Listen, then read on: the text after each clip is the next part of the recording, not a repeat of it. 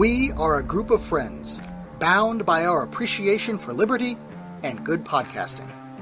Free-minded thinkers from all walks of life, our values come together with one accord to discuss the common culture and news of the day, along with whatever random crap is going on in our lives. Welcome to the Union of the Unknowns.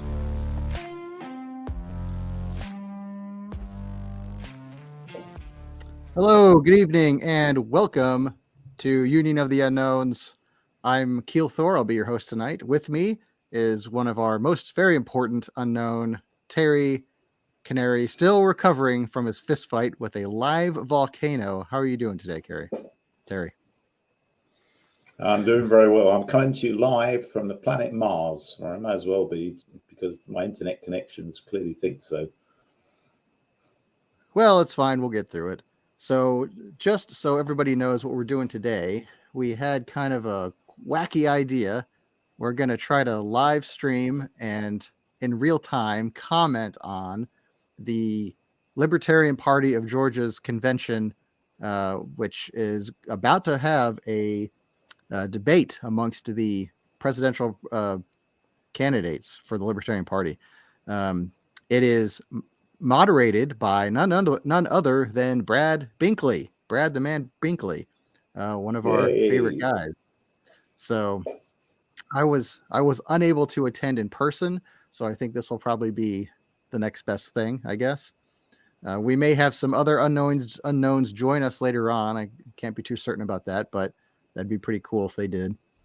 Anyway, I'm going to try to see if I can pull up this live stream as soon as it becomes available, and it currently I don't think it is. So we've got a few minutes, but so the guys who are going to be debating as scheduled are, and I say guys, I mean some of these may be gals, I don't know, but Jacob Hornberger, I don't know most of these guys. Chase Oliver, I know him. He was Make a note of this.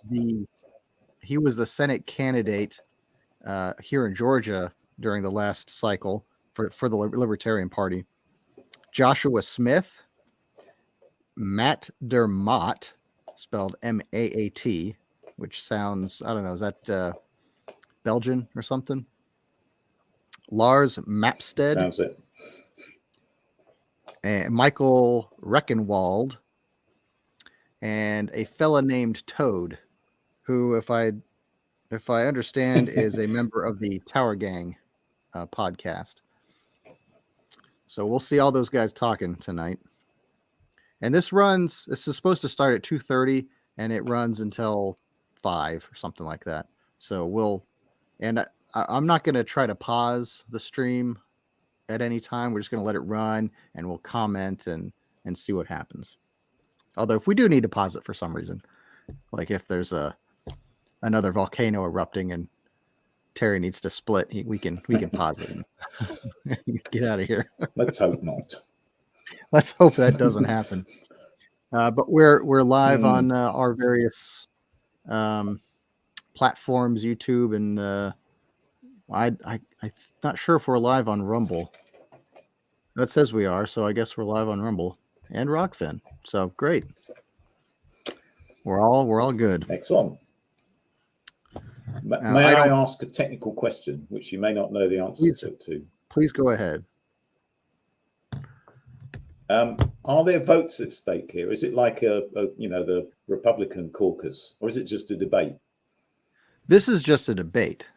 I'm not sure. I know there's on their official itinerary tomorrow. They have LP Georgia business meeting, and then another business meeting after lunch. So, and those run for hours. So I don't know if that's probably the actual convention proceedings and stuff. That who knows? Right. But today they've got following the debates, they have called Spin Room with the Tower Gang podcast, and then there's an Adam Nutter comedy show at 7. I don't know if any of that is live streamed, but they've been live streaming everything this morning so far. So I wouldn't think they would not live stream that stuff. But where are they live streaming? On YouTube? Or... yeah, they've got streams on their YouTube channel as well as Rumble, and those are the two places I've been watching it today. So I don't know if they've got. I was kind of curious how many views they get. You know, if a lot of people are watching. On Rumble they were getting more views than on YouTube, and I was on there. They had up to something like 20 people actively watching on Rumble, and maybe less than 5 on YouTube at one point. Right. So not great then. I guess you can. It's about the same that WEF get for their meetings. Well, but they've had some interesting conversations so far. They had a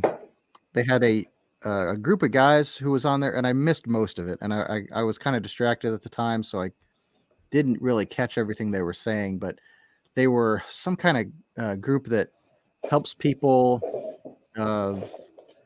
litigate against government overreach, that sort of thing. So people that have had their rights violated, and they go in and try to bring those kinds of stories to light, to surface, so that they can get pushback on the atrocities they're committing against the American people, something like that. Yeah. And then Shane Hazel, who was the Libertarian presidential candidate during the last cycle, was supposed to talk, but apparently he is sick and couldn't make it. Yeah. But I won't make the obvious comment. Oh yeah. Well, it's funny because I was in the chat on the Rumble side, and I asked them, what happened to the Shane Hazel event, and they responded. The LP Georgia responded with, sadly, Shane Hazel is sick today. We were able to fill his slot last minute with the group that I was just talking about. And I said, oh, that sucks, he couldn't make it. And then I said, there's definitely a bug going around. We all need to make sure we stay safe, wear our masks, and stay up to date with our jabs. And their response was, we're on Rumble. You don't have to say dumb things. That's very good. Yeah. So I don't know if we've got time to sort of chew the fat a bit, but my understanding is that the Libertarian Party weren't particularly great on COVID matters. However, there's been a big change, isn't there? There's been a sort of palace coup where they've changed at the top nationwide. So do you think they might be a bit better now? They might, they weren't really standing up for liberty, to my mind. Yeah, I mean, I think I don't know, they probably did the best that any public organization could do. You can't, if you want to get any sort of mainstream recognition, you gotta, cut the corners here and there, which, of course none of us want to do, but compromise is that's the bread and butter in politics. All right, I think this live stream is about to start, so let's see if I can get it going here. Hang on. Whoops. Bear with me just a minute. I'm just going to get something so I can make notes, so I can distinguish between the candidates. Yeah, because one of us needs to do that. All right, let's see. Here we go.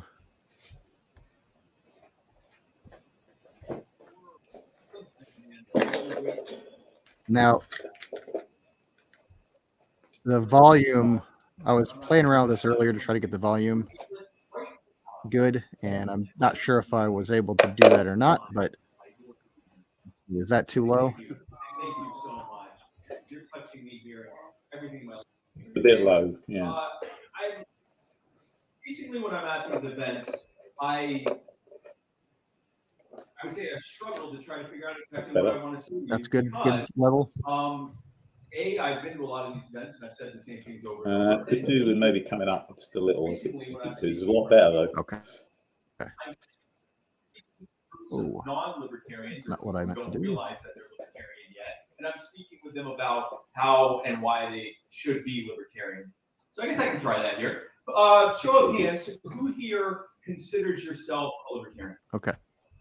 Well, my work here is done. Thank you guys so much. All right, so this is Spike Cohen. He was the VP candidate I'm happy with to be Joe amongst Jorgensen people who I during the don't last have to try to cycle. convince that individual freedom and liberty is the best way forward. Okay. And not only do I not have to convince you, you're here to help us convince others and bring even more people into this freedom. That's what we're here for.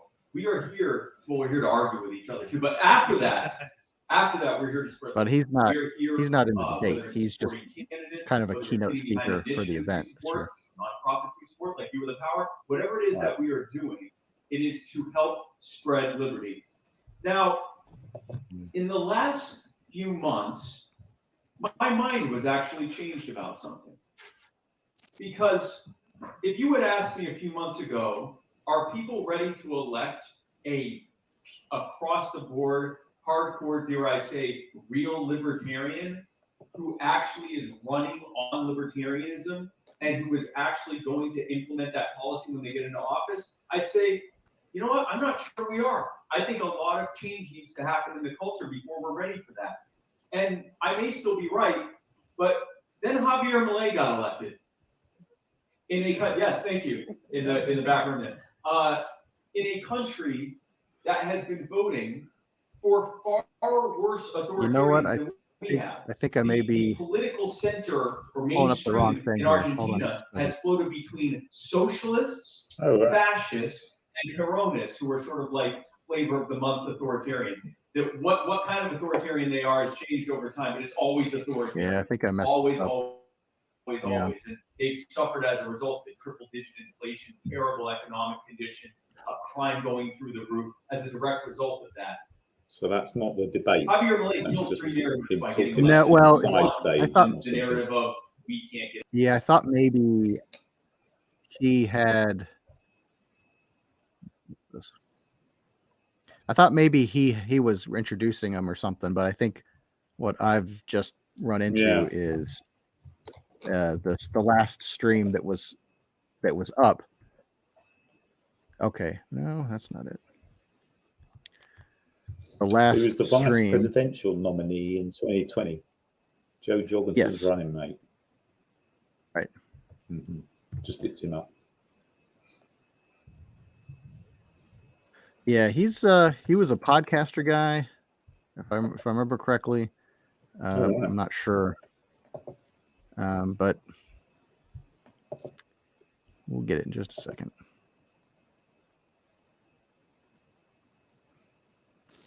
It's interesting you mentioned Milei. Do you think Milei is a libertarian? I think does he describe himself as an anarcho-capitalist? I don't know. You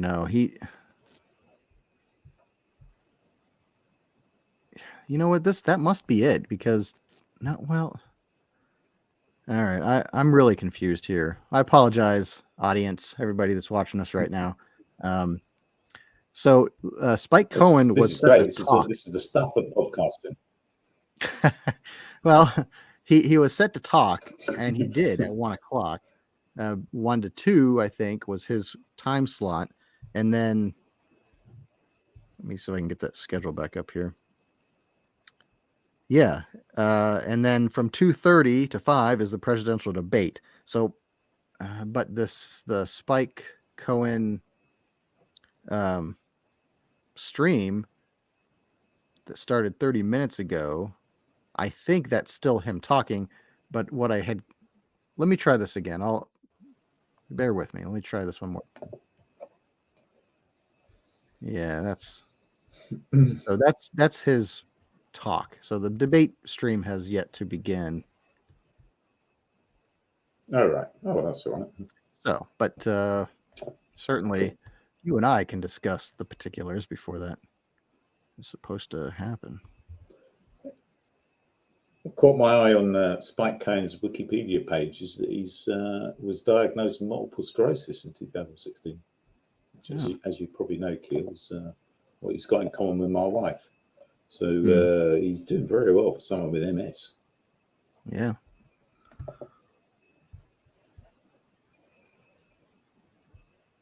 It's often a lot worse in men than women. It's rarer, but you know, when men get it, they often get it worse. Huh. I'm not even really sure. I mean, of course I've heard of it plenty of times. I'm not sure what it is though. Nobody really knows, to be honest.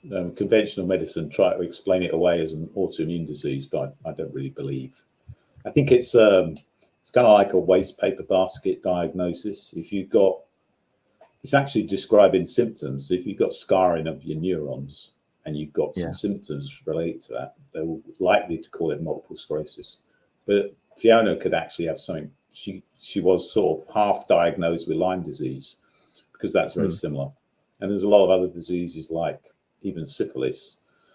A lot of diseases end up looking very similar. So it's, you know, I don't think they really understand it, like a lot of things. Yeah. But yeah, so it's like your nervous system is degenerating or something like that. Is that like what's like the effect of the disease? The neurons have what they call a myelin sheath, which is like the insulation of your cable, and that gets degraded.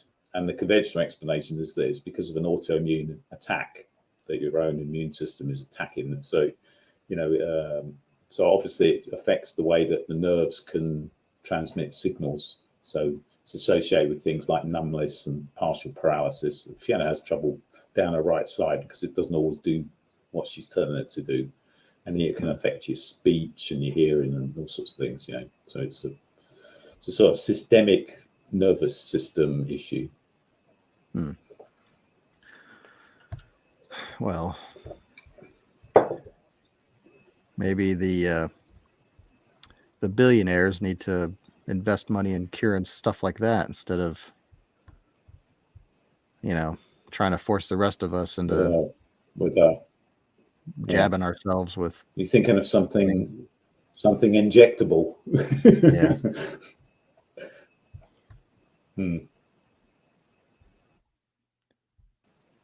Huh. Well,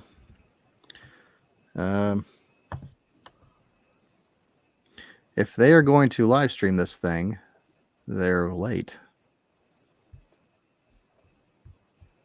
These things often run late, don't they? So let's see.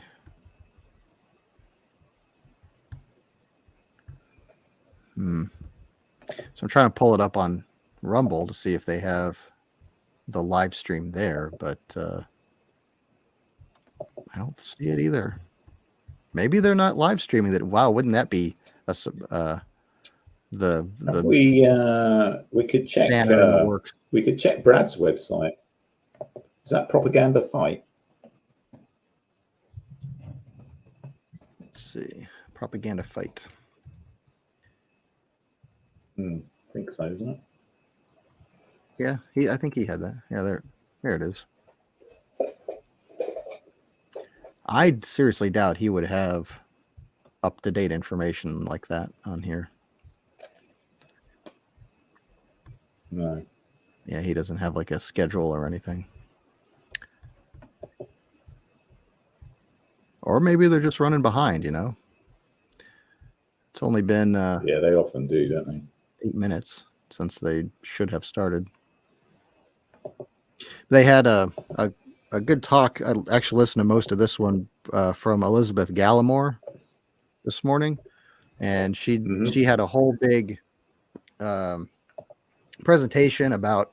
It was called what's it called? Banish the government. Was that it? Oh no, Banish Big Brother is what it was. All right. Yeah, Banish Big Brother. She went into a lot of surveillance policies being implemented, you know, in general, and she talked about the 15-minute cities and the UN agendas and stuff like that. So it was, I mean, I don't think it was terribly news to those of us who have been watching that sort of thing all these years, but It was interesting, nonetheless. In the UK, a lot of the cameras that are being set up for the 15-minute cities are being systematically attacked and taken down by activists. Yeah. So I think they're having a lot of trouble implementing it. Yes, I noticed that. There's a backlash, a public backlash to that backlash that I've noticed. Like there's like groups out there that are attacking the cameras, and then there are other groups that are attacking the people that are attacking the cameras. Like wait, you can't destroy these as public property, you know, and there's like a not necessarily environmentalists, and they're just people who they're people that are, or maybe I misunderstood the headlines and things that I was reading, but it looked like there was a rejection of the idea that people didn't want these cameras around there, that they were guarding the cameras. Like they'd go out at night and set up little like night watches and neighborhood watches and look for people that are destroying these cameras. Oh, wow. Well, maybe I suppose they might feel safer with it. Maybe, you know, they're probably being sold to people on the idea that this will make you safer, you know, and we'll be able to spot criminals. And they're not telling them the real agenda. That's the classic sell, right? Security over liberty, you know. You don't need as many freedoms as long as, you know, we'll protect you. Yeah. Didn't one of the founding fathers talk about that? Jefferson or somebody said something along those lines. You know, I don't know. I know the quote you're talking about trading. Yeah, those who would trade. So about trading safety for. Yeah, exactly. Yeah. Deserve will get neither and deserve neither. Or something like that. Yeah, I don't remember who that's attributed to. It's either him or may have been Benjamin Franklin or something. That could be him. Yeah, he needs to come up with some good ones as well. They're very quotable, the founding fathers, aren't they? They certainly were. Which is interesting because, I mean, did they really say those things, or are those just what, you know, their biographers, you know, sort of, well, I guess they wrote things down, didn't they? So their writings at least would be quotable. Yeah. I've noticed a lot of fact checkers these days are trying to debunk a lot of things associated with the founding fathers. You know, they're trying to make out they were never in favor of freedom and, you know, protections against big government. So when you look at fact checkers talking about these things, I'm not sure you can trust them really. Yeah, no, fact checkers are, I mean, the concept sounds all right, but when you look at how it's implemented, man, they're just, it's like the old, what did Mark Twain say? You've got lies, damn lies, and statistics, and they just they spin things so bad. They'll take things out of context, like especially Snopes. You know, you'll look it up, you'll look up something, and I can't even come up with a hypothetical, but they take the idea and put it in a different context, and then they debunk that context instead of debunking the idea. Yeah.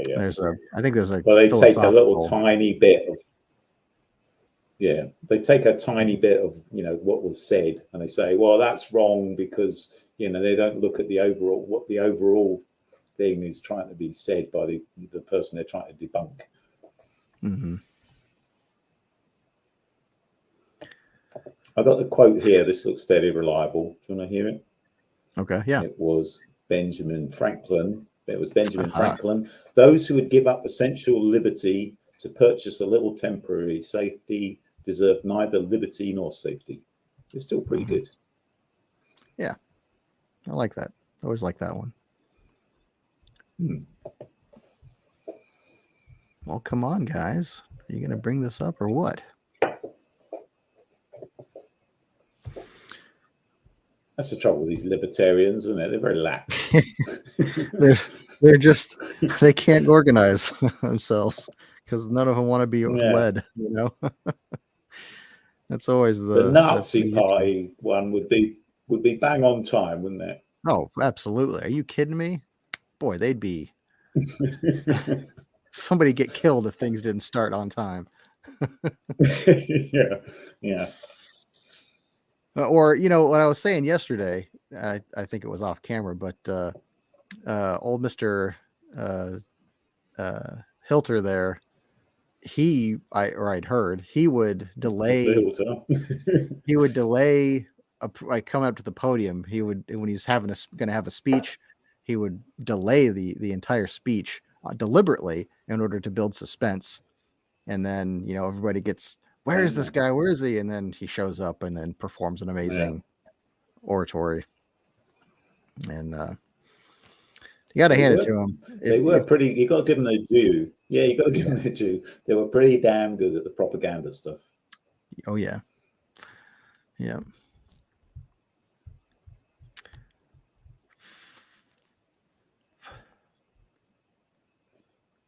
It's quite illuminating how much you can take from people like the Nazis and Stalin and apply it actually to what's going on in politics today. You know, like I can't remember which one it was. Might have been Ribbentrop from the Nazis, or maybe Goering was saying that, you know, the bigger the lie, you've got to tell a really big lie in order for it to be believed. And that's kind of what they do these days. Yeah. Well, I don't know.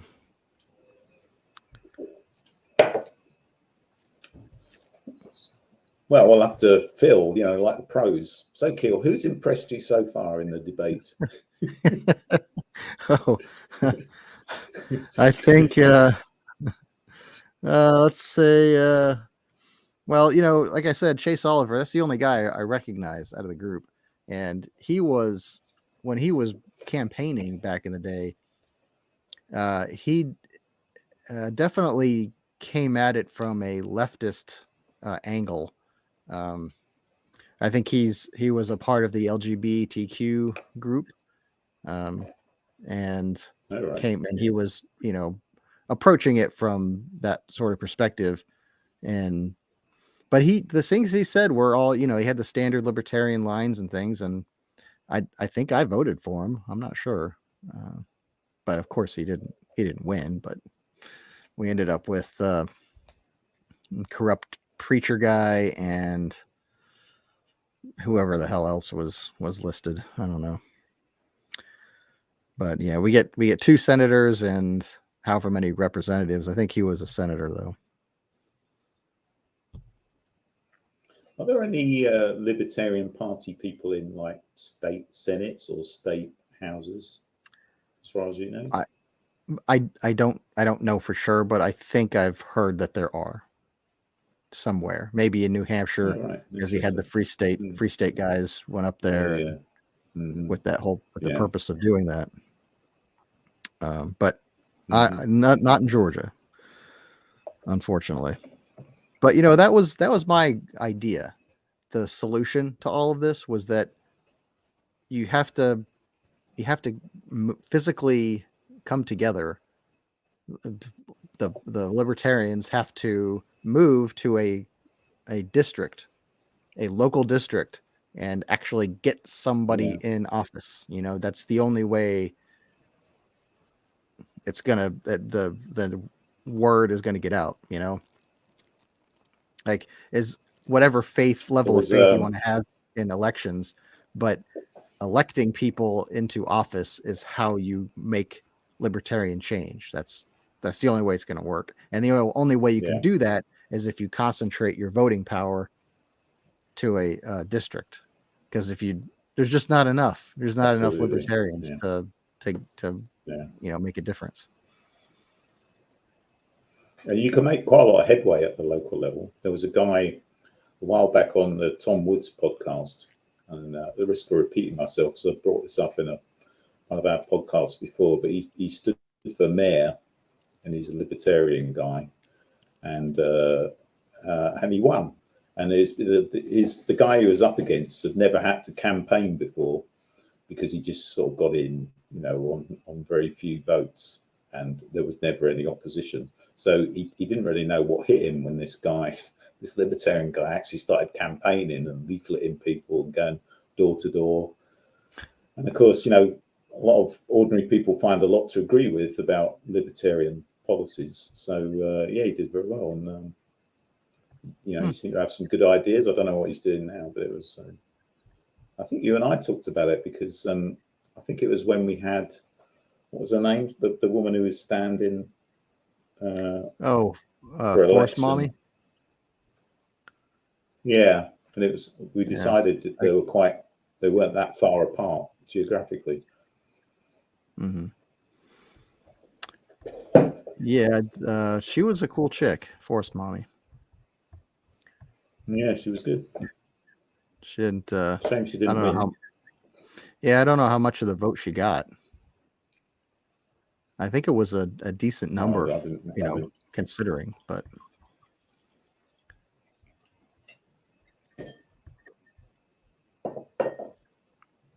I know in the UK, some of these local elections are just decided, by 1 or 2 votes, and they may have only had 20 or 30 votes cast in all, because nobody's really that bothered about it. So you can definitely make some headway. Oh, sure.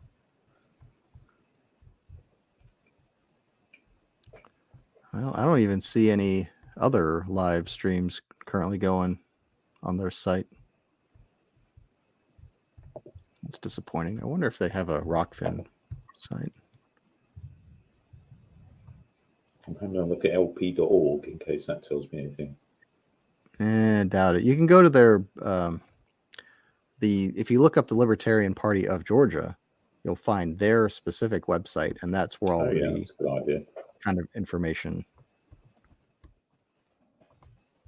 might be. GA maybe.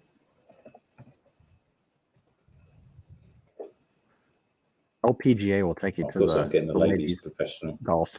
I'm getting the ladies professional golf association again. Now, we've had this problem before, haven't we?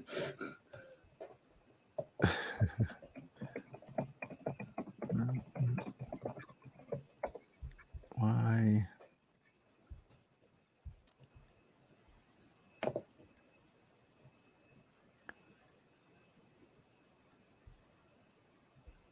So, if any of our unknown alumni, are they actively involved in Libertarian Party politics?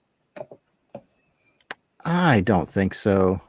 I think they're all kind of, what do you call it, post-libertarian, whatever. And then if you're gonna actually get involved with like an official party, then you're kind of signing on to the mainstream thought processes. You're kind of badging yourself as, I'm going to be part of the system kind of thing. And I don't think any of the unknowns are really, like that. But if we were all kind of activists, I'm sure we would be more involved. I wouldn't mind. Like, I wanted to go to this convention today, but I dropped the ball. I thought you could just go. I thought you could probably buy a ticket on their website, because that's what it seemed to be, the way you did it, and then just go down there. But when I was looking at my phone last night at 12:20, about ready to fall asleep, I happened to click on the registration link just to see, just to look at it, and it said, "Sorry, this event is closed now. Registration has ended as of midnight." And I was like, "Oh, come on." So, but I don't know. Maybe I could have chatted with maybe I could have chatted with them during the live streams that they actually had on at the time, and oh yeah, sure, you can come down, but I didn't.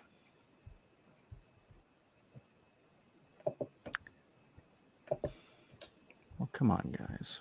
No, I'm not finding anything either. It's Yeah, I'm not finding. I don't see a page for them on Rokfin.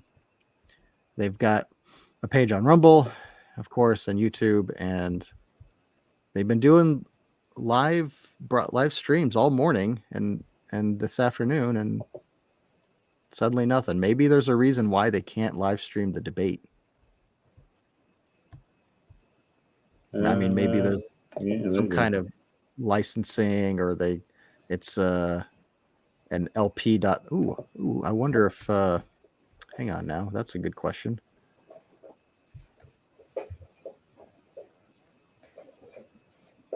I wonder if it goes to the Libertarian Party official. Oh, nope. Nope. That was a dead end.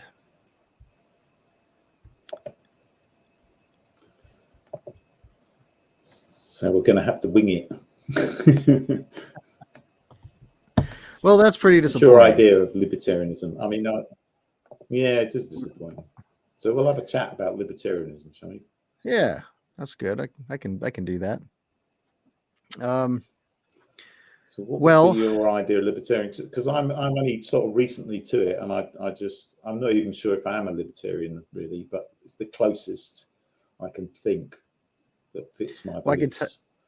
I'll tell you a story, because you guys always call me the normie, and there was a comment during a show we did weeks ago in the YouTube chat where somebody I said something about whatever the news article. It was a Not Your Mama's News show, and it was live, and there was one of the guys in our chat said something like, "Oh, we turned Keel Thor, or we woke up Keel Thor," or something, because of a comment I had just made. Oh, and I remember that, yeah. Like, wait a minute, wake me up. And it I'm not frustrated or anything. I enjoy the being called that and everything, but when I think about when I like my moment, my awakening moment, whatever, red pill moment, that happened in my analysis of my own mind. That happened in 1997.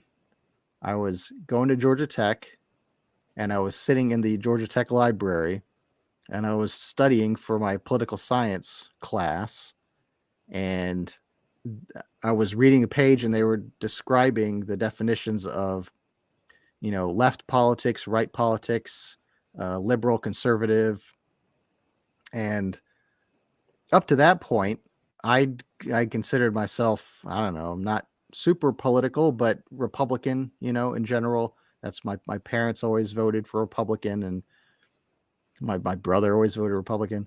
And so this was, I was probably 18 or 19 at the time, and I had voted. My first election was Clinton versus Bob Dole, and I voted for Bob Dole. He said he was going to get rid of the income tax. So he was going to put in a flat tax. Really? Yeah. Wow. But anyway, I vote Republican, But when I was reading my textbook, they had a definition of libertarianism, and it blew my mind. That was the moment when I shed all of the you say the scales fall from their eyes. That's when it happened for me. At that point, I'm like, wait a minute, whoa. There's other, like, my mind had been inside of this cardboard box, and suddenly the seams burst, and whoa, wait a minute, there's a whole other world of politics out there. And that's what sent me flying down this path toward liberty and hating the government and not trusting the news and all of this stuff. That's when it started. That was it, way back then. And it was a slow, long process, but I mean, like for the rest of us, it happened. That's when it happened. That was the day. And from there, I was like, okay, well, when I was reading the book, I said, I'm a libertarian. That's it. This is me. Because the whole time I've been thinking, well, Republicans and Democrats, and I'm gonna just vote Republican, and because that's what my parents did, and they're the ones they're not the crazy ones like those crazy Democrats, ha ha ha. But it never felt like I wasn't gonna hang my hat on that, because it didn't feel right to me. It didn't make sense to me as much. But as soon as I read that definition, which in the book, so we can go back to that point. So the conservatives, the way it framed it in the textbook was that the conservative side of things values economic freedoms over personal freedoms, and on the opposite, the liberal Democrat side valued personal freedoms over economic freedoms. And then they said libertarians want economic freedoms and personal freedoms for everybody, and it clicked for me. And I'm like, that's it. Why would anybody pick anything else? And then, of course, here we are. That's really good. But, and then I remember I was at work. This was probably 15, 20 years ago. It must have been. What year is it? 2025? 2024. 2025. 2024. Let's see. If I think back, yes, that would have been gone ahead in time. probably 2007-ish time frame is when I started reading about anarcho-capitalism, and that made a lot of sense to me too. And that's when I really started hating on the things that the government was doing, like overseas war and stuff. And I mean, it was already building up to that point, but that's when I kind of was like, I remember driving home that day and just being angry, just full of piss and vinegar, and screaming at all the traffic, and why are we doing this to this country? And and then I heard on the radio one day, I was driving through a parking lot and flipping through channels, and we've got WSB, the local conservative radio talk show station here in Atlanta. And I overheard Monica's voice talking, and she was, I don't know if I was paying attention super closely to what she was talking about at the time, but she described herself as an anarcho-capitalist. And that was like, holy shit, what the hell? I'd never heard anybody anywhere in any context use that phrase. And I had been studying it for like the past year or two at that point. And she's like, I'm an anarcho-capitalist. I'm an extreme libertarian. And I'm like, yes, that's what it is. And that's when I started listening to her religiously. But yeah, the rest is history. That's a great story. It's a great story. It's interesting you found that book that actually had quite a positive view of libertarianism. So I was find many political books like that. I look back and I think I wonder if the political science books they have at schools these days bother to even mention libertarianism, or if they do, it's like in the section, here's a bunch of crazy political views that people have. Libertarianism, Green Party activism. I don't know what else you put down there, but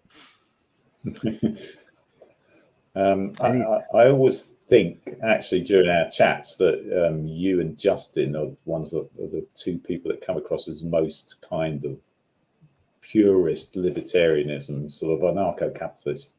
You're generally both very anti-government, rightly so, but you sort of want them to get out of the way. And I've got some technical things to say about that I pressed Monica on at some stage. But just to complete the circle, I'll tell you about my political journey, because I was a lefty, and I thought of myself more not a communist but socialist, because I saw the problem in the world as big corporations doing evil things.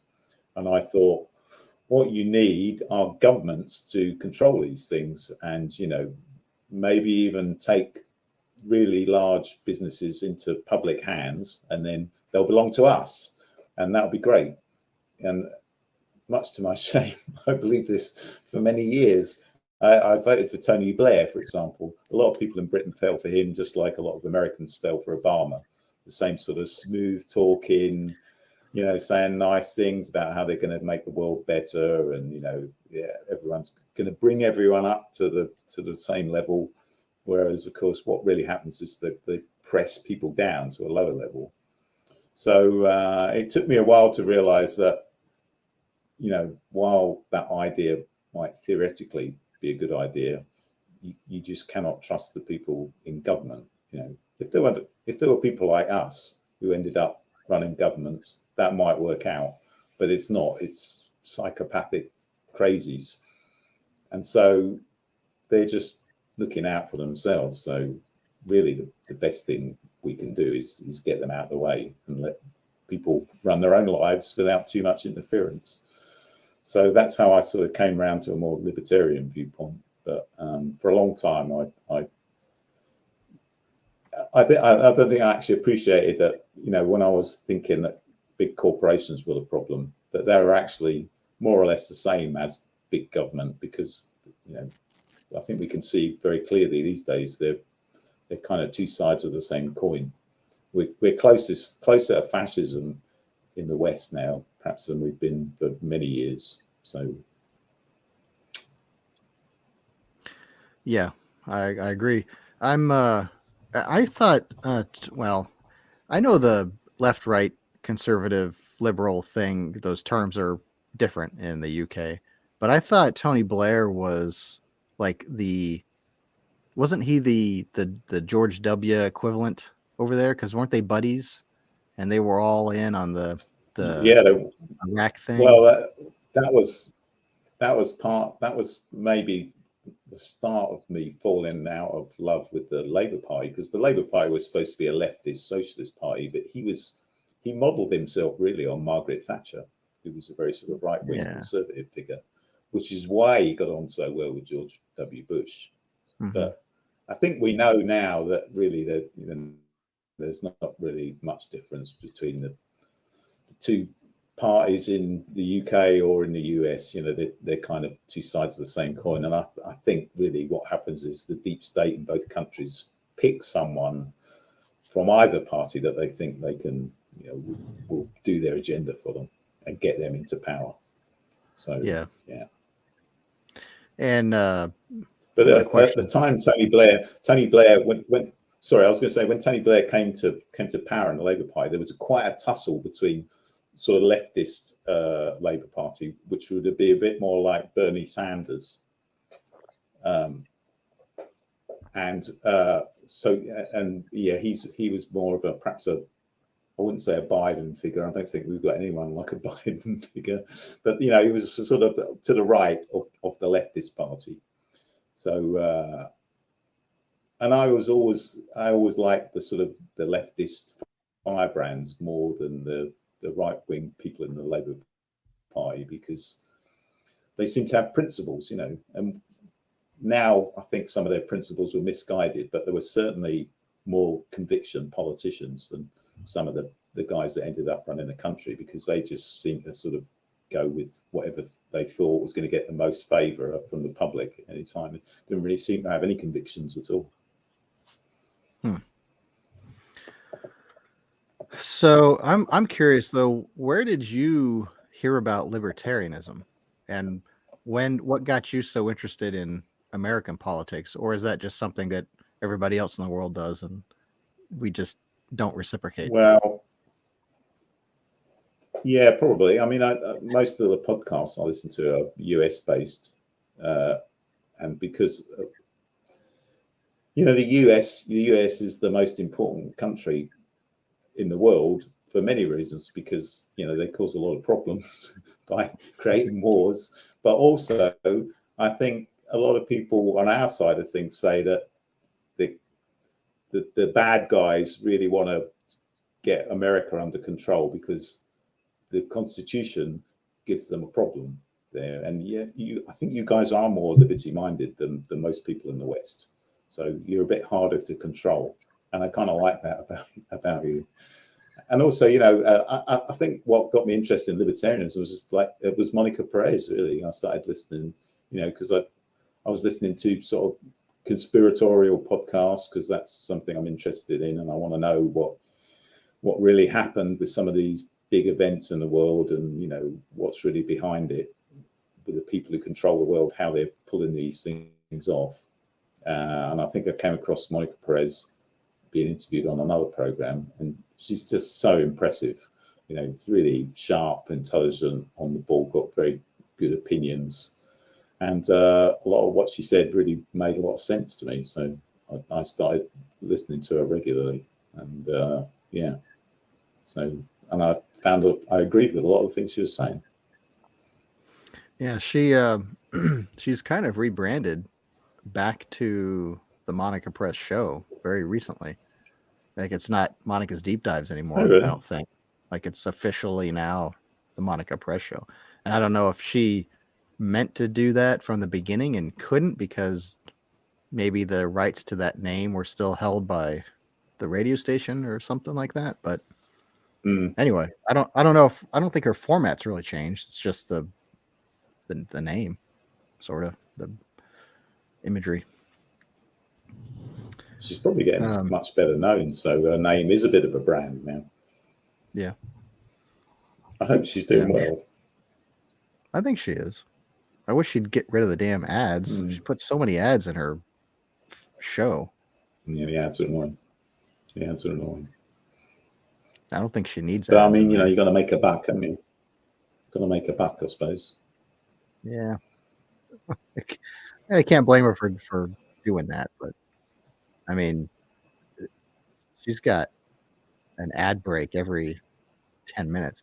That's why, like, when I listened to her show, I would rarely listen to it live, like when it was on the radio, on the air, because the radio show, you get 5 minutes of the show, and then you get about 15 minutes of commercials and traffic updates, and then it goes back to the show, and you get 5 or 8 minutes of show, and then it goes back to another 20 minutes of commercials and stuff.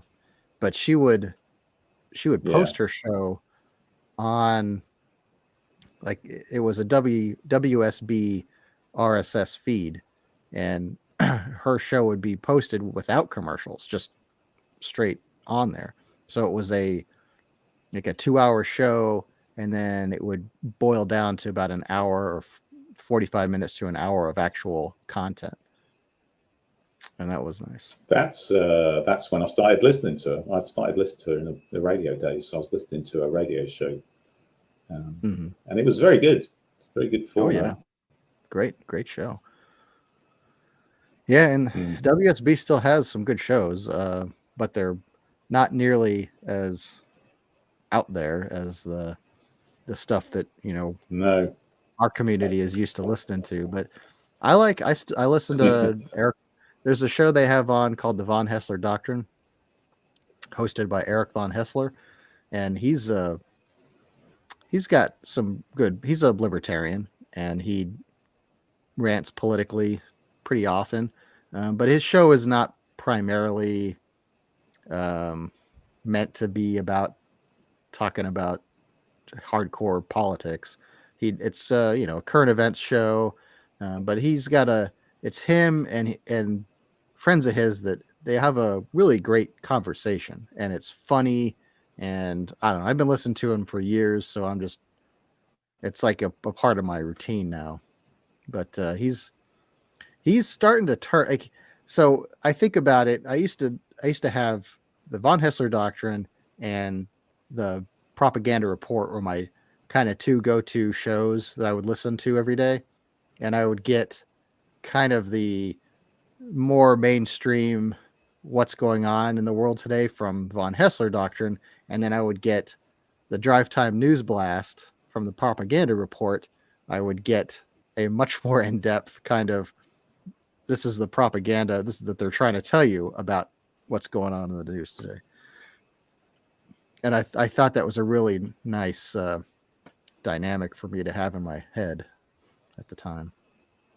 It's quite amazing she had that show on. I'm assuming this was a very popular radio station in Atlanta, and it's just amazing that she had that it's the platform.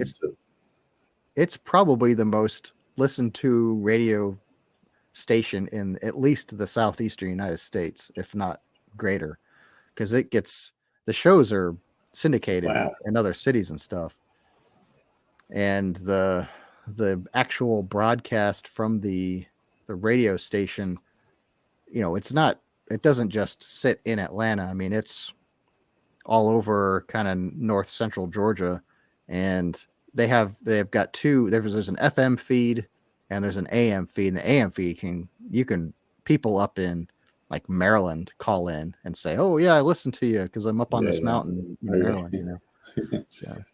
Yeah. Mm.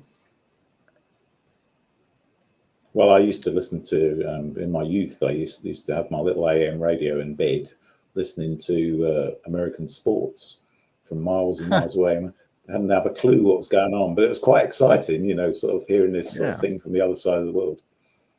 Yeah, I was thinking about that because I used to do that too.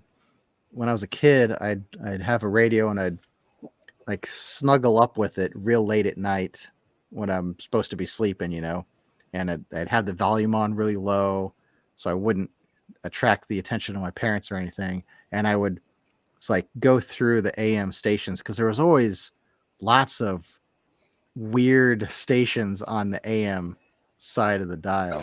And there'd be radio, like drama radio shows that I had no idea what they were talking about. And there'd be weird, sports things I wasn't interested in, and people talking, and then just the static. I don't know. There's something really. It hits a part of my brain. I don't know if you feel the same way, but just like radio static and hearing people talking, ghostly voices and fantastic. Yeah. Oh yeah, it was amazing. It does. It sends sort of shivers down my spine because it brings back all those memories because in Europe, of course, you could get all these different languages as well. You could get Russian and Czech and Hungarian and whatever, and you sort of think, I've no idea what they're talking about. It sounds really exotic, right? And then every now and then you hit these strange stations that are putting out patterns of beeps or just this little tune going over and over again, or what like are those spy stations? I suppose some of them. Yeah, what there's a name for those stations. I can't remember what it's called. Yeah, but there are. I can't remember either, but it's the thing. Yeah. Yeah, there's radio broadcasts out of Russia that are famous. Like you can look up Wikipedia pages on them, and they for years would only produce a tone or some beeping noises, and then if you read the history of because people with like ham radios and stuff, they pay attention because they're like, ooh, what's going to happen? Like they think it's a spy thing. And then occasionally you'll hear like Russian voices speaking, like somebody walked into the room that was broadcasting the signal and said something and then left. And then there's like years of just nothing again. But that's kind of creepy. Yeah. Like where would those signals? It is creepy, but they're coming from some underground bunker that the Soviets built in the 1960s, and they have a repeating signal just to let the officials know that everything's still okay in the bunker. I don't know, but who knows what those are. I think that's what it was. It's that they're going to send a signal out to the sleeper cells or something if they get a nuclear attack or something. I think that's exactly what it was. There was a rumor in Britain, I don't know if this is true or not, there was a famous news station on BBC Radio 4, which is like the sort of, it's kind of like the establishment radio station where all the news comes through. And they have a news program every evening at 6 o'clock called The Today Show. And it's been going for years and years and years. And, all the establishment and all the upper middle classes listen to this. And there was a rumor that when Britain had nuclear subs, which I'm not sure we still have, but what they had to do is they had to surface wherever they were at 6 o'clock GMT and tune into the Today program. And if they could hear it, they knew that all was well. And if they couldn't hear it, they thought, oh man, London's been obliterated. Yeah. We better do something. So I don't know if that was true, but it's a nice story. That's a scary thought, to be on a nuclear sub like that, where you spend, I don't know, weeks, months under the water, don't they? Because they can do that, and then you don't know. You don't know if the world is still around. It could just be completely That's right, gone. Yeah. I have a personal connection, actually, because my sister-in-law's husband actually worked, he joined the Navy at 16, and he was on a nuclear sub, and he was doing exactly that. And he said it's just, he joined the Navy because he thought it'd be quite exciting. He'd go around the world and see places, but he spent, pretty much all the time on the bottom of the sea in his sub, because they don't come up very much, because their job is to stay down and only come up when they have to fire missiles at the Ruskies. So yeah, it was a bit of a dull job. I don't know. That'd be, well, you know what? I say, oh no, I think that'd be really cool, but I bet after a few days of just sitting there inside of a submarine, if you don't go crazy from claustrophobia, you're probably just get bored with the whole thing, and you're like, well, this is my life now for the next 4 years or whatever the term is. Yeah, and there's so little space, they have to hot bunk, so they have like one bunk between 2 or 3 people. Yeah, not nice. I don't think I'd fancy that.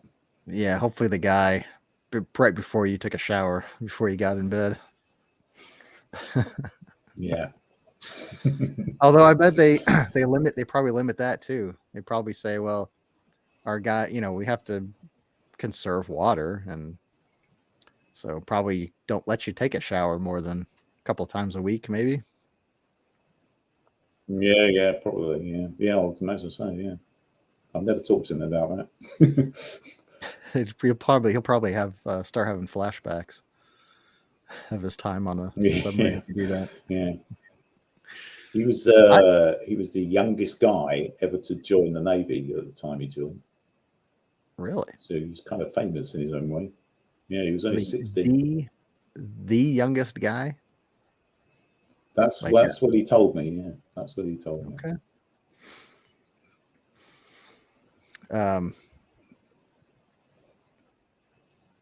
Yeah, well, I know that during the war, people claimed they were 18 or whatever, and they were actually 14, 15, 16, 17.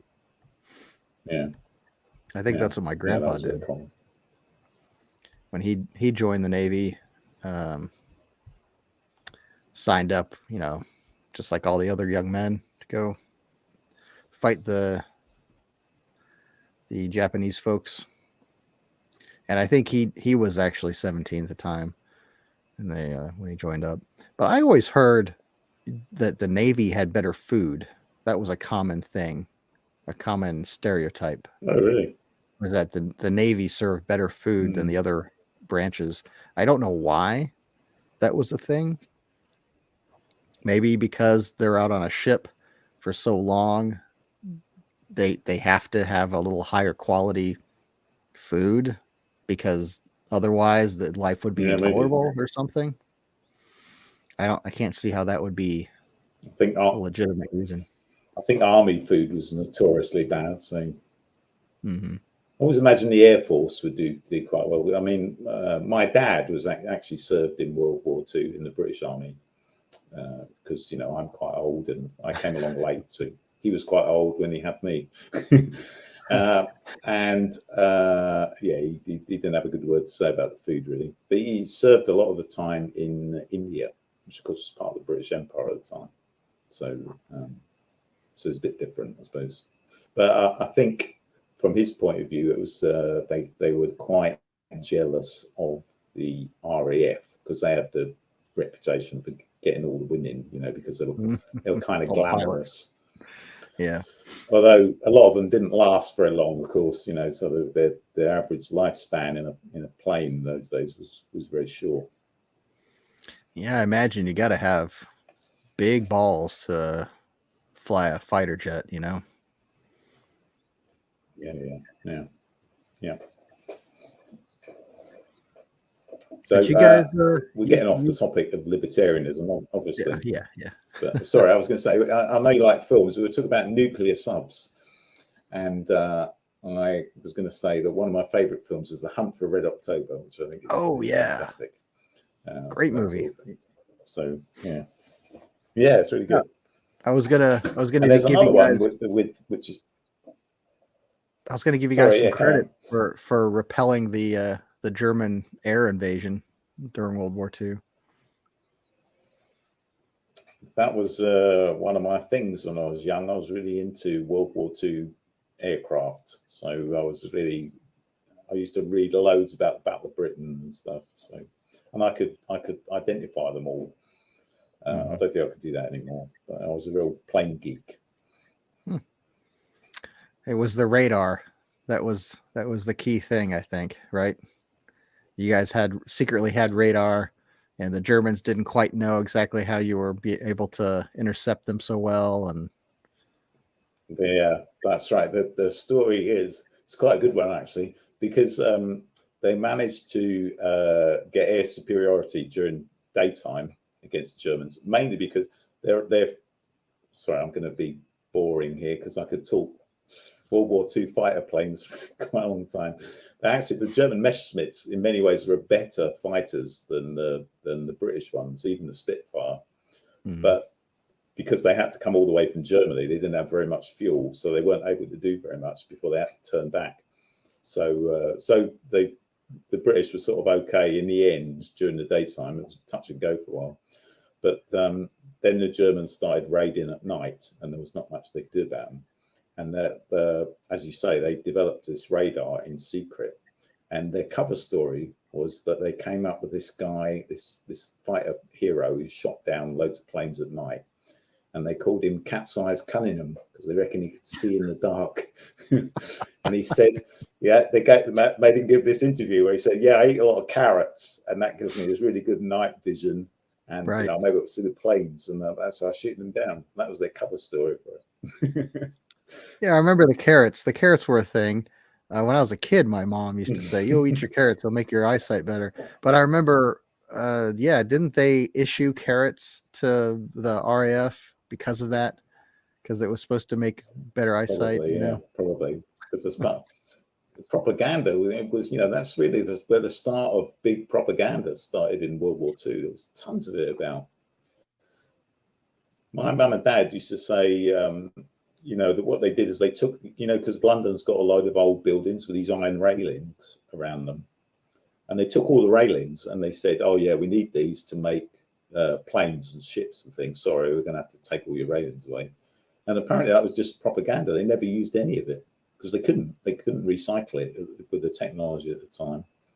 A lot of planes were built really from, other metals, like aluminium, for example. So, cast iron railings are no use whatsoever. So that was just a propaganda thing. Yeah, they had a similar program over here, scrap metal, collect scrap metal for the war. And I don't know if any of it was actually used, but I think it was just a way to get people to participate, get them on board with the whole thing. And that's what they really want to do. Encourage people to grow victory gardens in their yard with vegetables and stuff. Yeah, and I'm not sure. I mean, dig for victory. Yeah, V for victory. I think they would. I don't know. I mean, of course, I'm not sheep-minded. I hope I'm not. So I like programs like that. They don't like. I try to work out the logic. Like, why do they want us to make gardens for that? And I'm not gonna. I would rather they just said, "Oh yeah, we're gonna wage this war," and we just need you guys to sit tight. Like I'd be way more satisfied with if the government said that to me, because then I could wrap my head around it and say, okay, you guys are going to do what you want to do, whether I agree with it or not. So, just leave me alone and I'll do what I'm going to do. But I don't know. Yeah, Of course, I don't think you and I are typical citizens that way though, because I think, you know, we know these guys are masters at propaganda, and I think they want to try and get a way to make the citizens feel that they're engaged in something important, because a lot of people lead fairly meaningless lives, particularly these days. I mean, they really pulled that off in spades with COVID. You know, I think part of the mask thing was just to, you know, so that people could go around with this visible sign, you know, I'm doing my bit to protect grandma. Yeah, it is absolutely a virtue signal these days. I've got an idea, so let me know what you think. Right. What I'm going to do is since the original purpose of this live stream was to talk about these presidential candidates and watch them talk. So how about I try to pull up some video of each of them speaking, and maybe we can comment on their platforms or something along those lines. I think that might fine be idea. Worthwhile. Let's start with Jacob Hornberger, or what is his name? See if I can get back to this spot I had with all of their stuff. Can I just butt in and say, did you see Jackie's message saying it's not showing live on Rumble? Oh, it's not? I did not see that. She said that a while back. Unfortunately, I missed it. Well, all right. Here's Jacob. Let's see. I'm going to pull this guy up here. Great. Jacob Hornberger. There's a Reason TV video of him talking. It's a little 4-minute video. It should probably give us some insight as to what these guys are all about.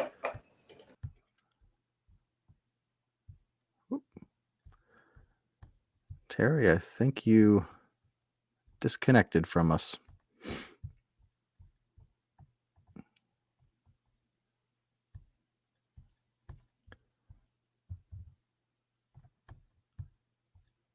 I think we lost Terry. His devices are not connected. But that shouldn't. At the end of the world, we'll just give him a minute. And I'm sure he'll be right back on. So these candidates, I don't know who's a front runner. I don't know what the buzz is around these guys other than Chase Oliver. And we've already talked about him. But this guy, Jacob C. Hornberger, looks like a decent fellow. Maybe we could possibly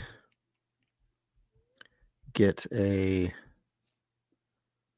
could probably talk about it while we're waiting for Terry to come back on. I could maybe talk about this guy's platform. He probably has one listed.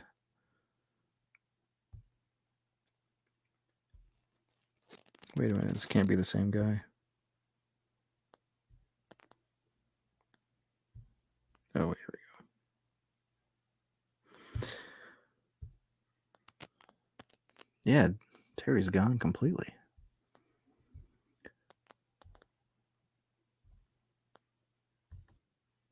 Oh, I think he's back.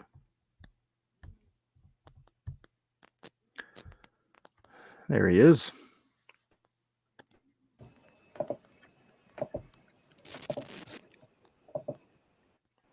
You left us briefly.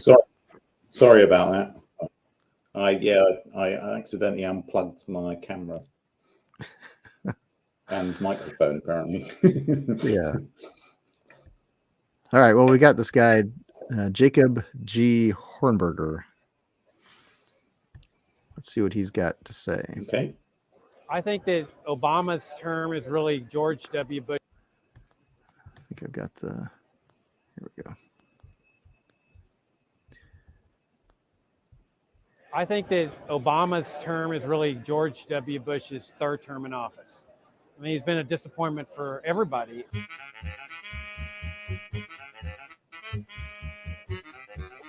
Hi, Matt Welch from Reason TV here. We're at Freedom Fest in Las Vegas. And I'm with Jacob Hornberger. Thank you for joining us.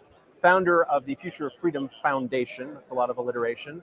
And a critic, I would posit, of American foreign policy, specifically interventionist foreign policy. So I'd like to talk a little bit about that. Looking at the current administration and the president in particular, can you assess sort of what is the level of continuity with the two previous presidents in foreign policy? Are there gradations of differences when it comes to things like American military interventionism in foreign policy? I think that Obama's term is really George W. Bush's third term in office. I mean, he's been a disappointment for everybody. He is continuing the whole paradigm of interventionism, wars of aggression, occupations, torture, assassinations. I mean, nothing's really changed. So hopefully something will change with the next administration. What happened to the anti-war left and the pro-civil liberties, pro-closing down Guantanamo left? What's your kind of assessment of where that movement went to? Their man got into office, and they're like the conservatives when George W. Bush got into office. When their man got into office, their lips were sealed, they became silent, they felt that it was an act of treason to go against their own party man. And so doesn't apply to all liberals. I mean, some of them have been very, very stout in defending civil liberties through the Obama administration. But by and large, they've proven to be as much a disaster as when conservatives get their man in office. Is it inevitable? I mean, not to be a total pessimist or determinist on this stuff, but is it just inevitable that once you hold the reins of this particular power, you have no real incentive to dismantle it? I think amongst those people that look at statism as their model, as their hope, as their dream, that look at the political process in terms of if I can just get my people in public office, that's all that matters. Yeah, it's hopeless. But I mean, that's where we libertarians come in. We provide the real hope, because we're not talking about how to reform the statism. We're talking about how do we get a paradigm change where we get a free society instead of reformed, warmed over statist society. What do you see like on kind of populist or political undercurrents, possibilities or agitation for a more libertarian or more or less interventionist foreign policy? Is that a more popular idea? Are there green shoots coming up in that particular market? I have never been more excited about being in this movement than now. I mean, I've never seen so much excitement about libertarianism, especially among young people. And here you have two libertarians running for president, Gary Johnson and Ron Paul. You've got Michelle Bachmann talking about Ludwig von Mises and Hayek. I mean, this is incredible. And then you have all these young people that are excited about this philosophy. So I guess this interview was taking place in 2016, I guess. Something like that. So sounds like it. Mm.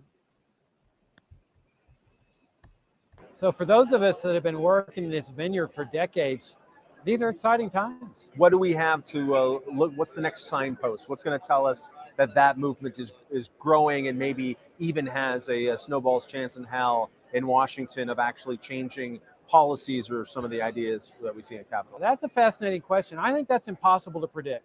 I think it's going to be the results of human action, not of human design, as Hayek pointed out, that we all keep working at what we're doing.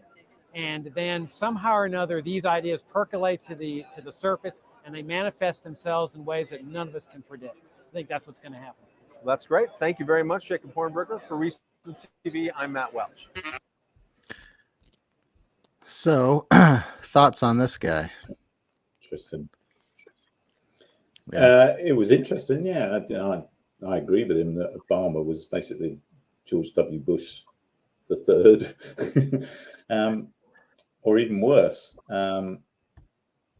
His comment about the left was interesting. What the heck happened with the left? I always puzzle about it.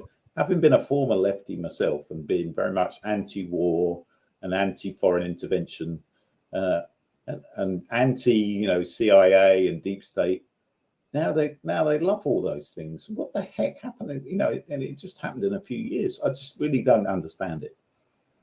Yeah, I don't either. That has been racking my brain for years now. Just I can't figure this out. It seems to have started with the Ukraine nonsense, and that became so political, putting the flag on your Facebook profile and rah for the Ukrainians, Mm-hmm. and I'm like, why? When did the like, the question is, what happened to the anti-war left? When did they leave? What, that was their whole deal. All the whole hippie thing in the Yeah. 60s Well, was make love, not war. What the yeah. fuck happened to that? I know. But it was interesting. You, as you say, that seemed like it was back in like 2016, 2017. And even he was saying that then. He was saying the left are now seem to be pro-war and pro-intervention because their guy, Obama, as we know, he was the first president to have been, you know, basically at war every day of his presidency. And he got the Nobel Peace Prize for it. Figure that out. You know, and he started all these drone strikes, and it was just awful. And they were all for it. It's just bananas. I think didn't Yasser Arafat win the Nobel Peace Prize at one point? Wasn't he leader of the of the whatever? Okay. Yeah.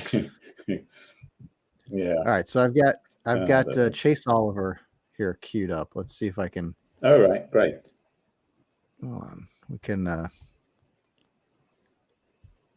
get him. He's at. I did. Hopefully, this will be a more recent speech.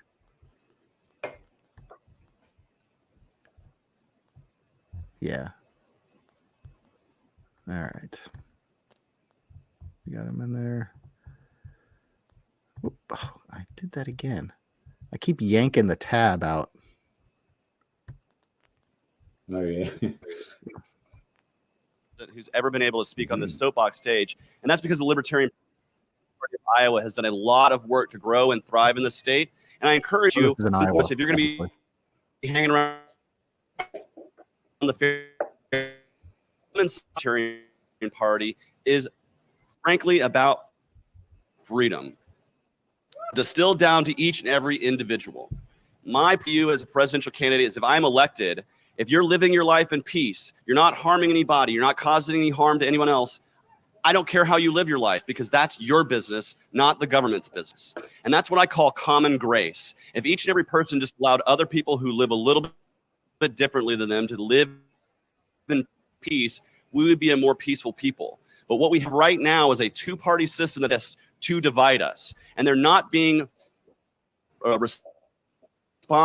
name is for them now. I liken two-party politics to professional wrestling. They pretend like they're fighting one another, but what they're actually doing is putting on a performance to get you upset, get you excited, to take your money, and to take your vote for granted, because that's what the two-party system does. We libertarians, we want to enter this race to be a check against the two-party system and to give you somebody honest to vote for. Now, you may notice I'm a little under the age of 80. I'm not quite as old as the presidential candidates in the other party. And that's because my generation, the millennial generation, are the people who really need to start running things in this new millennium. We have 20th century politicians who have been running 21st century mechanisms of government for my entire adult life, and it's time for that to stop. And that's because my generation is the generation that got sent to fight the war on terror. My generation is the generation that had the entire real estate market fall out from underneath us right as we were getting started. It's my generation that is right now trying to raise families all over the country and all across Iowa with massive runaway inflation. And that is caused by the two-party system continuing to spend your dollars and to spend more money than they take in. And so the Federal Reserve prints money out of thin air. And when they do that, they devalue every dollar that you have in savings. That is a hidden tax on every single American. And libertarians will fight to stop that. As a presidential candidate, I want to balance our budget. That used to be a rational idea, but now in today's political climate, that seems to be a somewhat radical idea. We need to get back to the process of where our government is taking in or spending less than it's taking in. And so my plan is to, at least if I'm elected, get Congress to get us back to pre-pandemic spending levels, back to fiscal year 2019 with our current revenues. That budget is balanced. It's not that radical. It's something we can actually do if there was political will to get it done. And you're never going to get that from a Republican or a Democratic candidate for president, because So he seems to be, probably if we found a more up-to-date video of Jacob Hornberger, he'd probably be saying the same kind of thing. But so Chase Oliver's all about, I'm the new hotness. The old ways are not going to work anymore. Democrat, Republican, we can get rid of them because they're just going to steal your money kind of platform. That's kind of my take. Yeah. But this video quite goes, a young guy. Yeah, he is. This video goes for 20 minutes. I don't know if we want to run the whole thing. No, But no, I don't. I'm slightly distracted by two very trivial things. The fact that he's wearing sunglasses on not a very sunny day. It's a sort of fashion statement, kind of Blues Brothers style. And right. For some reason, I was very distracted by those semicircular cutouts in the background behind him, flapping in the wind. I don't know what that was all about. I don't know if you noticed that. That was because that was part of the banner. They always cut you've never seen those? They cut a little flap out of large banners so the wind doesn't just take it and throw them off like a sail, you know? I didn't know that. No, sorry. That's a new one on me. So thank you for illuminating me. Yeah, I've got some comments about what you were saying, I suppose. Yeah, go ahead. I agree with him that there's a lot to agree with. You know, the two-party system is just like, WWE wrestling. It doesn't really mean anything. But I picked up on his non-violence thing. Now, Pete Quinones, who you possibly know, sure, I think he would call himself a former libertarian. He's kind of like quite pally with Monica Perez. I think he used to be in Georgia as well. I think he's moved out now. I think he's kind of abandoned libertarianism now. And one of the things he talks about is that and Tom Woods also says this from time to time, similar things, that there's a libertarian principle about non-violence, and I forget what it's called. You probably know it better than me. Basically, you don't bother people if they're not bothering you. Yeah. The problem with that is that there's a lot of people being brought up in the education system and by universities because of they're getting propagandized, and they basically want to kill people like us because they think we're dangerous terrorists and who don't get, not in favor of forced injections and are likely to spread horrible diseases to them and, might have guns. So Pete Q seems to be of the opinion now that, that's not good enough, just this non-violence principle, because these guys are going to come after us at some stage or another. And there's a lot more of them than there are of us. So what do you make of that? Well, I've heard that kind of thing before too, and I don't know how I feel about the whole post-libertarianism concept in general.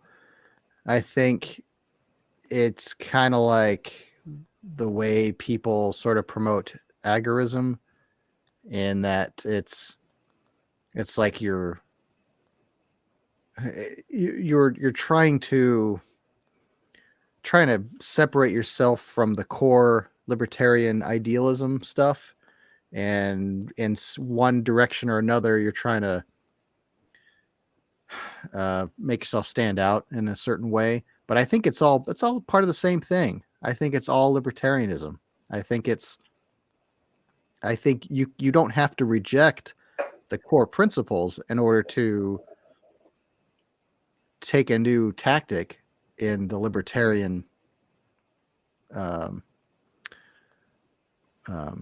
goal, I guess. But for example, like the non-aggression pact is always going to be there. You can admit, you can interpret it in a different way, but I don't think you should reject it and say, oh, it doesn't work anymore. Of course it works. Of course it works. But when you're talking about how do we get change made in the grander world politic, you can't just sit back and expect things to happen, and the big governments aren't going to observe your silly non-aggression principle. Of course they're not, but that doesn't mean you have to reject the principle. It's still going to be there, and you should embrace it and talk about it and say, this is how we want things to be. But I've always held the belief that the road to liberty is really fucking long, and really slow. And like what Monica used to say, she's on the 1,000-year plan, or at least she used to say that. Maybe she doesn't believe that anymore, but it's that concept, you got to take baby steps. And if you're going to have a violent revolution, I guess that's a way to get there too. But I mean, once you've toppled the tyrants, you're not just going to keep killing people, right? You're going to institute these great new fancy contracts with arm's length transactions, and non-aggression principle is going to be the rule of the day. So yeah, I think there's a lot of rhetoric that rejects the old concepts. And I think that's, I don't know. I think it's asinine to a certain degree. What you said there is what tends to happen, isn't it? If you have a bloody revolution and you kill the tyrants, you get a new set of tyrants who go around killing even more people, and you end up like with the terror and the French Revolution, or the Stalinist thing after the Russian Revolution, or even before that actually. So yeah, that's a problem if you do it that way. But if you do it like supposing that the New Hampshire Free State Project succeeds, and they end up being a libertarian state, and they say we don't really want anything to do with the rest of you guys in the US. It's hard to imagine, if someone like the Biden regime or whoever's running things behind the scene are still in power. It's hard to imagine them putting up with that. I mean, they're not going to let these people live in peace and go their own way. You'll be in like a civil war scenario, and they'll say, no, we've got to be United States, and you're not allowed to do your own thing. Mm-hmm.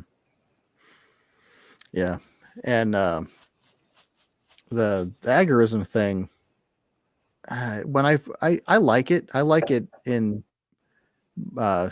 in theory and definition or whatever, agorist lifestyle and finding alternative ways to conduct business outside of the system makes a lot of sense to me, and I think that's a good way to do it. I think that's Sal the agorist. He talks about doing that a lot, the 3D printing and stuff like that. I think that's great, but I think there's another aspect to agorism that it initially turned me off to the concept, and it kind of works more like you're trolling the system, like you're deliberately doing stuff that's illegal because you're trying to buck the powers that be, and you're doing it in a kind of an assholey way, and I don't like that. I think the concept of agorism is used as an excuse to be like that. And I think that's also libertarianism is used as an excuse to be an asshole. And that's something that I know bothers Tunes, because we've talked about that before. And he's up there in New Hampshire, and he's witnessed these guys go out there and do, like they're doing their First Amendment, Second Amendment audits on police and government workers, and they're just shoving the camera in people's faces, and I have a right to be here, and you can't stop me for this, and yada yada yada, and like the old ladies that work at the post office, they're up there giving them shit and a hard time for whatever they perceive to be a violation. And Tunes doesn't like that, and I don't like that either. And I think that can give libertarianism a bad name. So, but it's Mm. that's not what libertarianism is about. But you know, if you should, I guess you should have the freedom to be an asshole. That's part of the pill you have to swallow, right? Yeah, I suppose with freedom comes responsibility, isn't it? And you've got to have some responsibility to your community. Mm-hmm. I think Monica talks about, the ideal way to handle these things is at a community level, so that you deal with assholes by, not letting them into your shop or whatever. I don't know. Right. The problem with any political system is you're always going to get people who are assholes and try to exploit it in their own way and not really, do their bit and pull their weight in the community. So I don't know what you do about that. I would say you let them go and do their own thing and let them fail. Eventually they're going to get in the wrong person's face and they're going to get punched, and then they'll either then it'll just escalate. But I think this kind of runs similar to the homeless people concept, like the big homelessness plague that's just spreading through all the big cities right now. And what are we going to do? What are we going to do about it? Well, my asshole libertarian mind, I'd say let them rot, basically. Yeah, don't support that. Don't what's the word I'm looking for? Don't support that lifestyle. Don't pass laws that allow them to live like that on people's property and out in the public, and places like San Francisco. And they have those laws that say, well, you can rob a store as long as it's under $700 or whatever the number is. Like, well, that's you're supporting that lifestyle by passing laws like that. And if you don't let people spray them with a hose to get them off the sidewalk in front of your shop, then you're supporting that lifestyle. And eventually people will reach a point, even if they're homeless, they'll reach a point where they say, I can't live, any worse than this point. And when they get to that point, then they say, okay, I got to do something about this. I have to stop living in the gutter here. I'm going to have to pick myself up a little bit and do something productive to get me out of the level that I'm at. And I think what the problem is that communities and local governments and municipalities pass these laws that allow that stuff to happen. They make it easier for people to ignore the lower level that they're living in. You know, it's certainly gone way too far to encourage that sort of lifestyle. I agree with you there. But I can see it's a difficult. Sorry, I'll let you finish your thought. No, I mean, I was going to keep ranting, but I will say that it's things like, if I bet it's really difficult to, for example, start a business in San Francisco. It probably takes weeks or months to get a license, and you have to file, and it's expensive. And then if you're going to do that, you have to only do it in certain areas, and you can't just go buy a building and set up shop. You have to go through all these different steps. And then if you're going to hire people, boy, that's probably a whole another thing. I know that the place where I work, they won't let us, we need people to work in our department. So we've been actively trying to hire people, but we were interviewing people, and there was a guy out in California that we liked, and we thought, well, we'll get him on board. He can work remote, obviously, and whatever. But then, so we told the corporate HR people, hey, send an offer to this guy. And we didn't hear anything for a couple of days. And they came back and said, oh no, we can't hire him because he's out in California.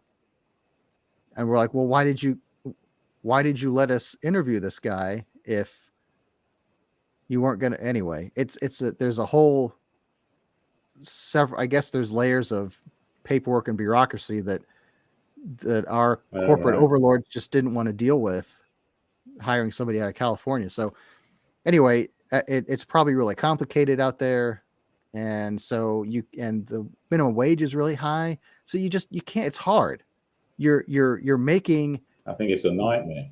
Opportunities for people who are homeless and destitute. You're making it really hard for them to be able to have an opportunity to get a job, even if it's sweeping the floors in a hardware store.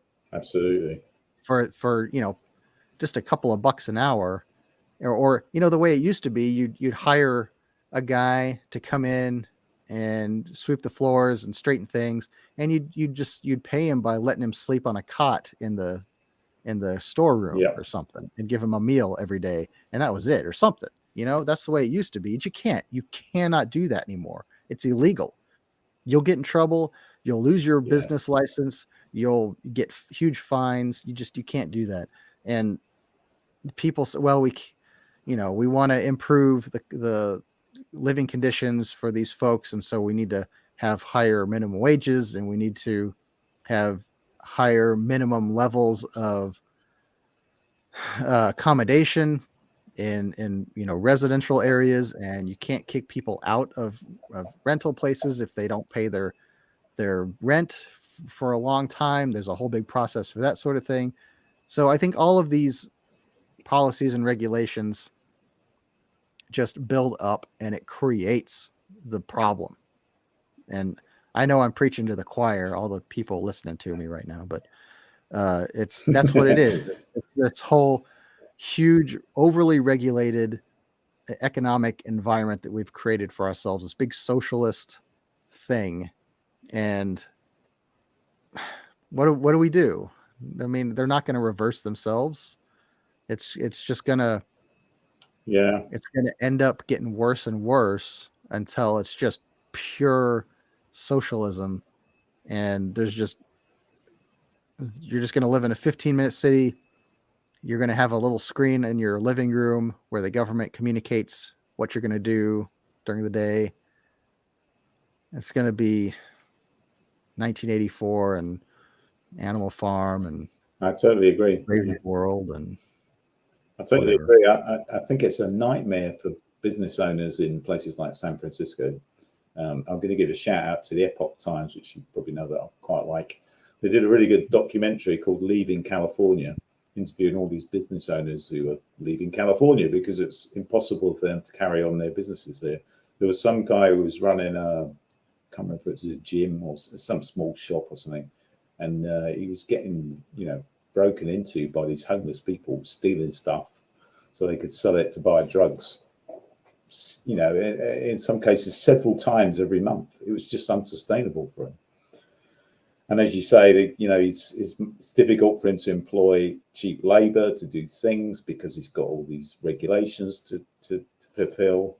And I can see, from my former lefty standpoint, that a lot of these things are brought in with the best of intentions, maybe not from the people who really run the world, but from the sort of the middle level, the bleeding heart liberal types. They sort of think, I'm going to be helping these homeless people, but you're right, they're just encouraging this bad form of lifestyle. And the equivalent I always think is in Europe, you probably know we've got a lot of problems with illegal immigrants, just like you have in the US. And we should talk about what's happening with the borders sometimes. That's very interesting. But anyway, so you get a lot of these lefty charities going out, finding these Africans coming across the Mediterranean in boats. And, because these boats aren't really suitable for the high seas, and they're rescuing them. And they can't take them back to where they came from because they don't know where they came from. So they bring them into Europe, and they're just adding to the problem of this illegal immigration. They're doing it, no doubt, for the right reasons, to try and help people. And I can see it's a dilemma because you want to save people's lives, but you're actually adding to this huge problem that Europe's got at the moment. It's an enormous problem. There was, just in the Canary Islands here, we had a record number of people coming in from Africa this year. I can't remember how many it was, but it was in the tens of thousands, which is a significant percentage of the population that lives here. What do you do with all these people? And there's no doubt in my mind that it's been instituted from the top for evil purposes. You know, they're trying to sort of break up the Western society and cause a lot of conflict. So it's not the fault of the people that are coming here because they're looking for a better life. It's not really the fault of these charitable lefty types who are trying to sort of help these people. You know, they're just kind of misguided and misled. But nevertheless, it's a mess, and you can't carry on like this. Yeah, I agree. That's I don't know what the final solution will be, but I can imagine a few of them. So we've got Joshua Smith. Unfortunate choice of words there, Keel. Joshua Smith. Yes, Joshua Smith. So yeah, well, let's move on. Let's see if we can get him. He looks like he's a podcaster, maybe. All right. And we've got a kind of a like a commercial he's got here on his website. Hold on, I need to unmute. Here we go.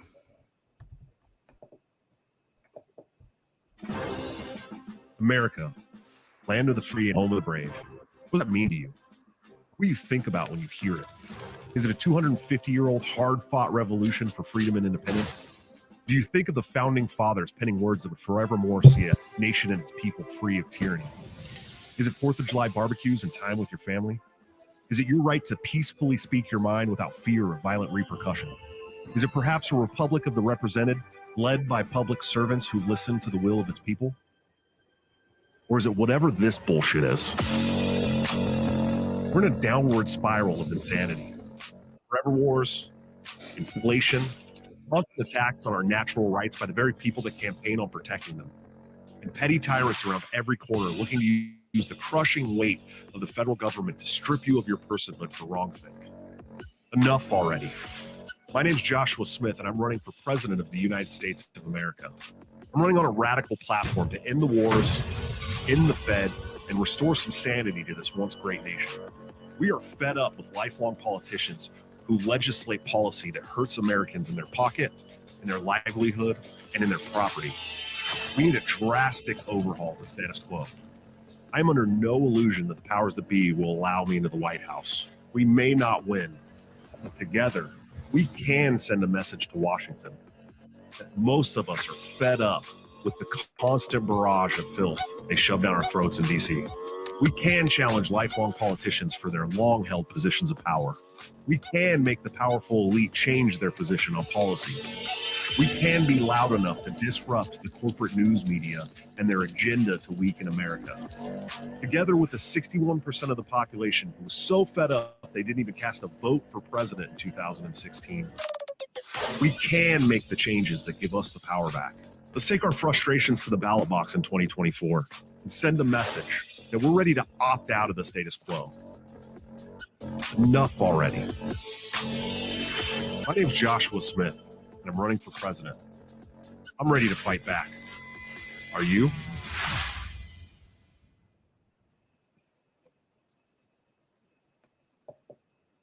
So that's that. Quite a nice advert. Yeah, hardcore, huh? Yeah, there's a lot of imagery then there that made me laugh. So when you see it all come put together like that, you do sort of think, what the hell is going on in the world these days? It's kind of hard to believe, some of it. Yeah, I don't know. He has some really great points in that little commercial. I don't know if he seems like he's more of a agitator rather than I don't really know anything about that guy. So he's just going to run his mouth maybe while he's in office. I was trying to look him up, but I just kept getting a basketball player. so I don't really know who he is. All right. How about Mike Termat? Mike Termat. Yeah, that'll be good. All right. Let's see. Oh, that's a thing.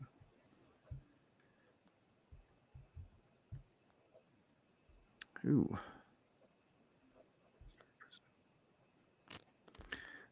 Let me see if I can find a shorter clip here. All I'm seeing are like full episodes of podcasts that he's on. There's another podcast. About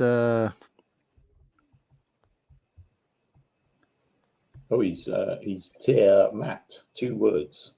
Is that right? yeah, Mike Termott. Mm-hmm.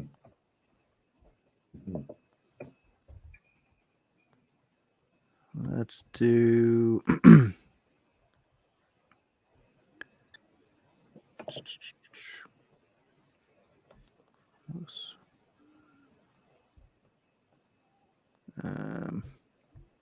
There was a whole Wikipedia about the 2024 Libertarian Party presidential primaries. A whole Wikipedia page about it. So I can see them all here, but they haven't all got entries of their own.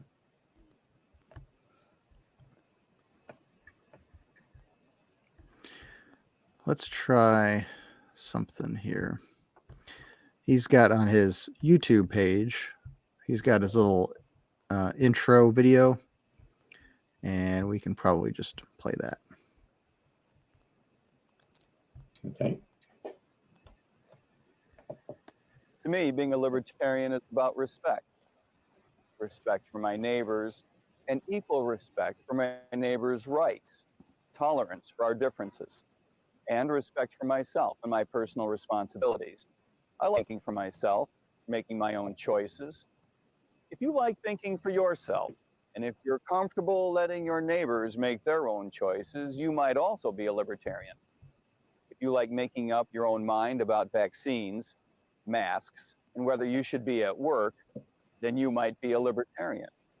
If you're growing skeptical of democratic politicians who promise a way out of low wages and poor jobs, yet protect weak schools and charge high taxes on employers, you might be a libertarian.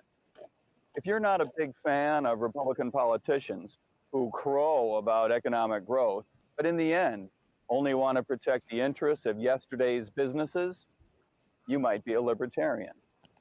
And if you believe, as I do, that we need a fresh approach to the way we manage police, a fresh approach to the way we treat the behaviors of consenting adults, a fresh approach to the way we sentence members of our families to years behind bars for so-called victimless crimes. If you believe, as I do, that we must stop doing the same things over and over again and expecting different results for our communities, then you're not only a libertarian, you're part of this campaign. I don't know about you, I got a slight kind of RFK Jr. vibe from him there. Oh, yeah? His delivery and the way he looks a bit. Yeah, just a little bit. He looked kind of hard to like. I don't know if I could listen to him speak as a president for do a State of the Union address or something. He's not brilliantly charismatic, but I mean, yeah. No. I can tell you. But now that I've found this page, I can tell you about him. He's a former Hallandale Beach, Florida police officer. And Joshua Smith was vice chair of the Libertarian National Committee 2022-2023. Okay. So there. Yeah, he's yeah. I don't know what to say about him really. I can't imagine that he's going to get the nomination somehow. He just seems a bit of a nothing burger, perhaps I would say. Yeah, I didn't get any energy out of that guy. Just a whole bunch of nothing. He's quite old. Well, I say he's quite old. He's about my age. He's born in 1961. So yeah. All right, I'm trying to get a Although Jacob Hornberger is now 73. So that video you took of him, he was still quite old when he did that, but he was a bit more energetic, wasn't he? So he was 67 maybe, or 66 back in that video you showed. So all right, here I've got a video for Lars Mapstead. It's like a full podcast interview or something, but maybe we can get a little intro from him in the beginning of it here. Yeah.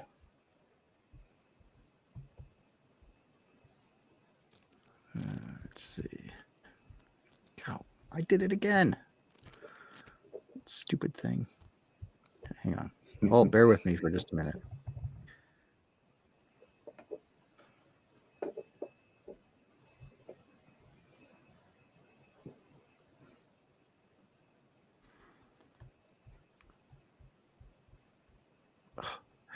How?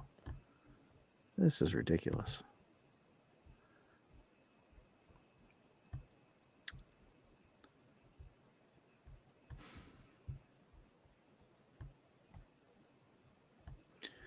Okay.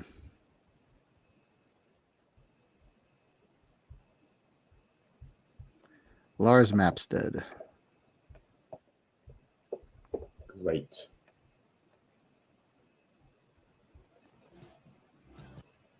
Lars Mapstead. He is currently running to be the Libertarian candidate for president for 2024.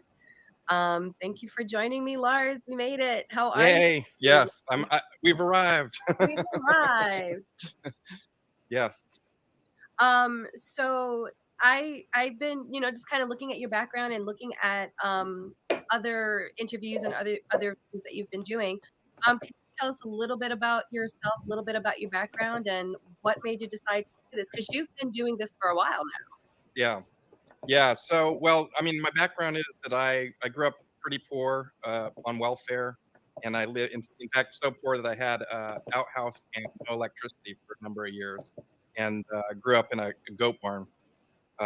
We lived in the goat barn for I don't know a year while they were building the regular house, and then it became the goat barn. So that's why I always called it the goat barn. And then life progressed a little bit, and I ended up being in Silicon Valley in the early 90s, and I was introduced to the internet and to computers. I'd always kind of had a love for computers, and then when the internet came along, it just really accelerated. And I learned that I had a knack for marketing and for computers and just kind of problem solving. And so I just immediately started building businesses, and nobody even really knew what the internet was in 1994. It was there was no Yahoo, there was no Google, there was no Facebook, none of that stuff existed. And so it was kind of a wild time, and it was kind of a free ride, and you could do a lot of stuff, and you could be really innovative, and you didn't have to have a fancy degree from a university in order to be really an expert. So I became an expert in my field, and even though I hadn't trained in it, it was all kind of street smarts. And so eventually I started a bunch of companies, sold a bunch of companies, but the largest one that I helped found was a company called Friend Finder Networks, which is like dating websites. And we grew that company, my partner and I, to 600 employees, doing 350 million in revenue. And then in 2007, we sold that company, and I thought I was going to retire because we sold it for a lot of money. And I lasted about 6 months surfing and racing cars and playing video games, and then I was like, I need to do something. Sitting around is not who I am, right? So I like I said, I race cars, and I collect old hot rods and stuff. And so I started a bunch of Facebook pages around my hobby because I just wanted to like share pictures of my cars with my friends and with people on the internet. And it was 2007, so the internet, Facebook was really just kind of just getting started. It was really only a couple years old, and it was really like in its heyday. And so those pages ended up growing to 25 million fans. And it turned into a 10-year business that I didn't expect it to be a business, but it turned into a very successful, lucrative business for a number of years. And eventually Facebook changed their rules, as we all know that they're good at changing the rules. And so anyway, they basically killed the business. It was good for a long time, but But I still have those pages, and I also at the same time partnered with a company, Country Rebel Music, which is like a big country music Facebook pages and YouTube channels, and they are still doing, they're still in business, kind of doing the same thing as what I was doing with the cars, but in country music. So, and then, that was kind of done, and I've just kind of been, dabbling here and there. And I started watching Larry Sharp a bunch a few years back, and I guess I should tell you how I kind of came to being a libertarian, which was That was my next question. which was essentially all my life and all my voting time, I just kind of listened to the candidate, what they said, Mhm. the different candidates, and I tried to pick the one that resonated the best with me. And it wasn't, Mhm. it wasn't about party. It was just about like, what does this person bring to the table? What are they interested in? And since I was for a long time, I was also very interested in business news and financial news and that sort of thing. And so when Ross Perot came along, he was like talking about getting rid of the debt and that we were drowning our children and our grandchildren in debt. And he had all these charts, and it sounded pretty good to me, like his economic stuff, And that was what I was mostly focused on. I wasn't really focused on a lot of other things, just economics and lowering taxes and getting government kind of out of our lives. And then after that, Ron Paul came along, and he was talking the same stuff. He was like, we need to, but I didn't know Ron Paul was a libertarian. I just listened to what he said, and he sounded good to me, so I voted for him, right? Mhm. And then Gary Johnson started running, and what happened was I was on Facebook when that election was happening, and everybody I'm was gonna passing around one skip of those ahead a little bit quizzes so that we can says, get a what more. kind of person are you? And so I thought, well, all my friends were taking it, and they were Democrats. And now I'm just kind of like, no, you don't need that. I think, especially like for our generation. She was in the school system, and it was not working for her at all, right? They didn't have any resources for her. They didn't have any solutions for her. So they were just like, oh, we're basically giving up on her, right? And Oh so my God. fortunately, I had enough resources from being successful in business that I was able to get her into a different school that dealt specifically with her learning issues, right? And so Yeah.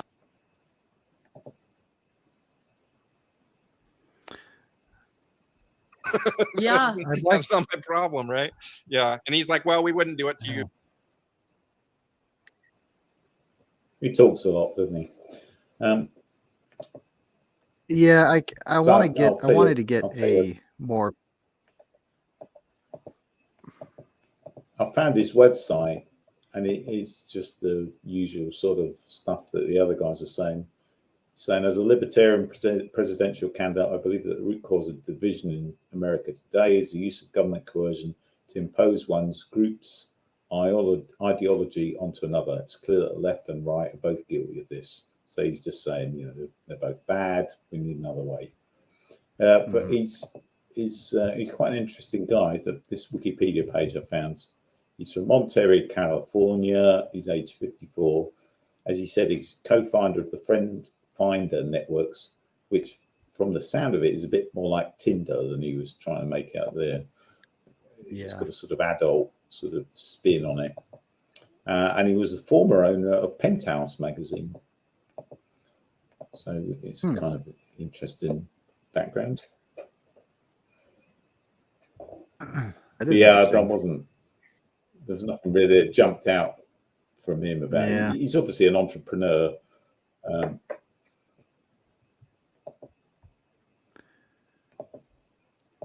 I don't know. I think so far, Jacob Hornberger seemed all right, and Chase Oliver, pretty charismatic guy. Those are probably the two solid political candidates that I would vote for. If they're the ones that jumped out for me as well. Yeah, I would agree. I would agree. Let's see if I can find this we got guy. 2 more, right? Yeah, Michael Rechtenwald is the next guy. See if I can find a decent shortish.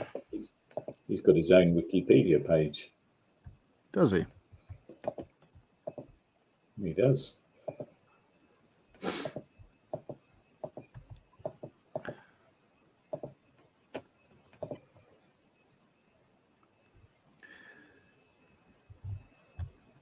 Well, he's got a speech from Hillsdale College. We could probably run some of that. All right. Sounds good. Yeah. The Rise of Corporate Fascism is the title of it Right. here.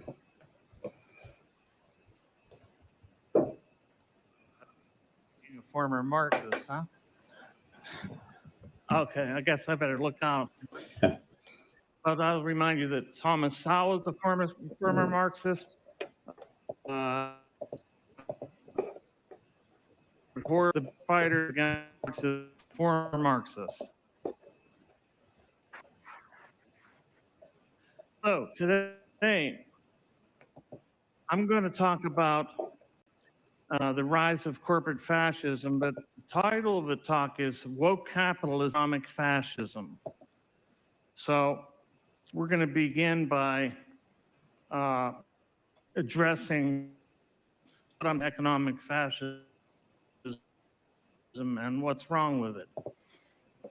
So, as we know, economic fascism has a long history dating to the 1920s and 30s.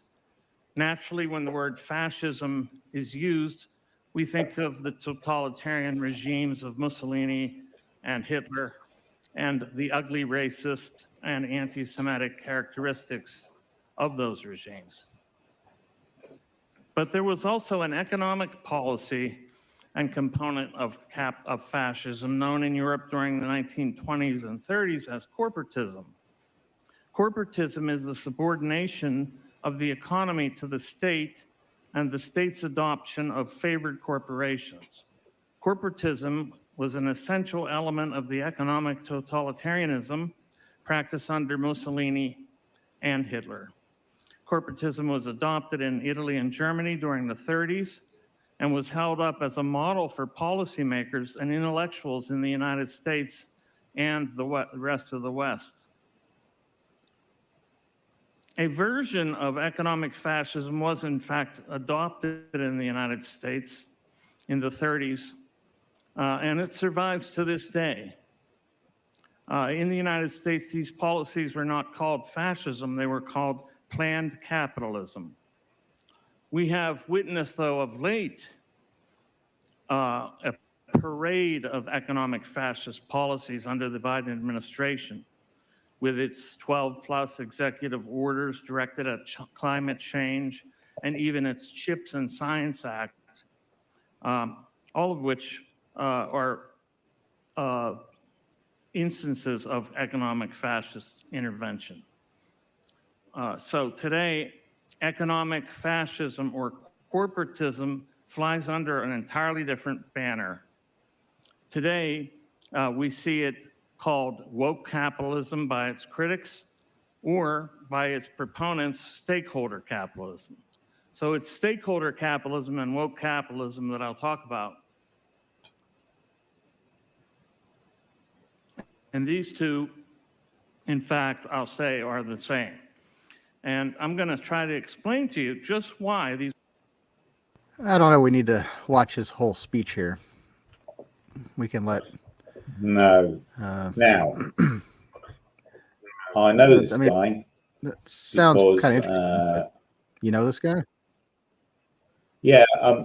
Yeah, I know this guy. Probably my favorite podcast at the moment is the Tom Woods Show, and he pops up on here on Tom Woods Show a few times, and he's more interested than he's come across in that speech, because he comes across in interviews very well. And like he said, he's a former lefty.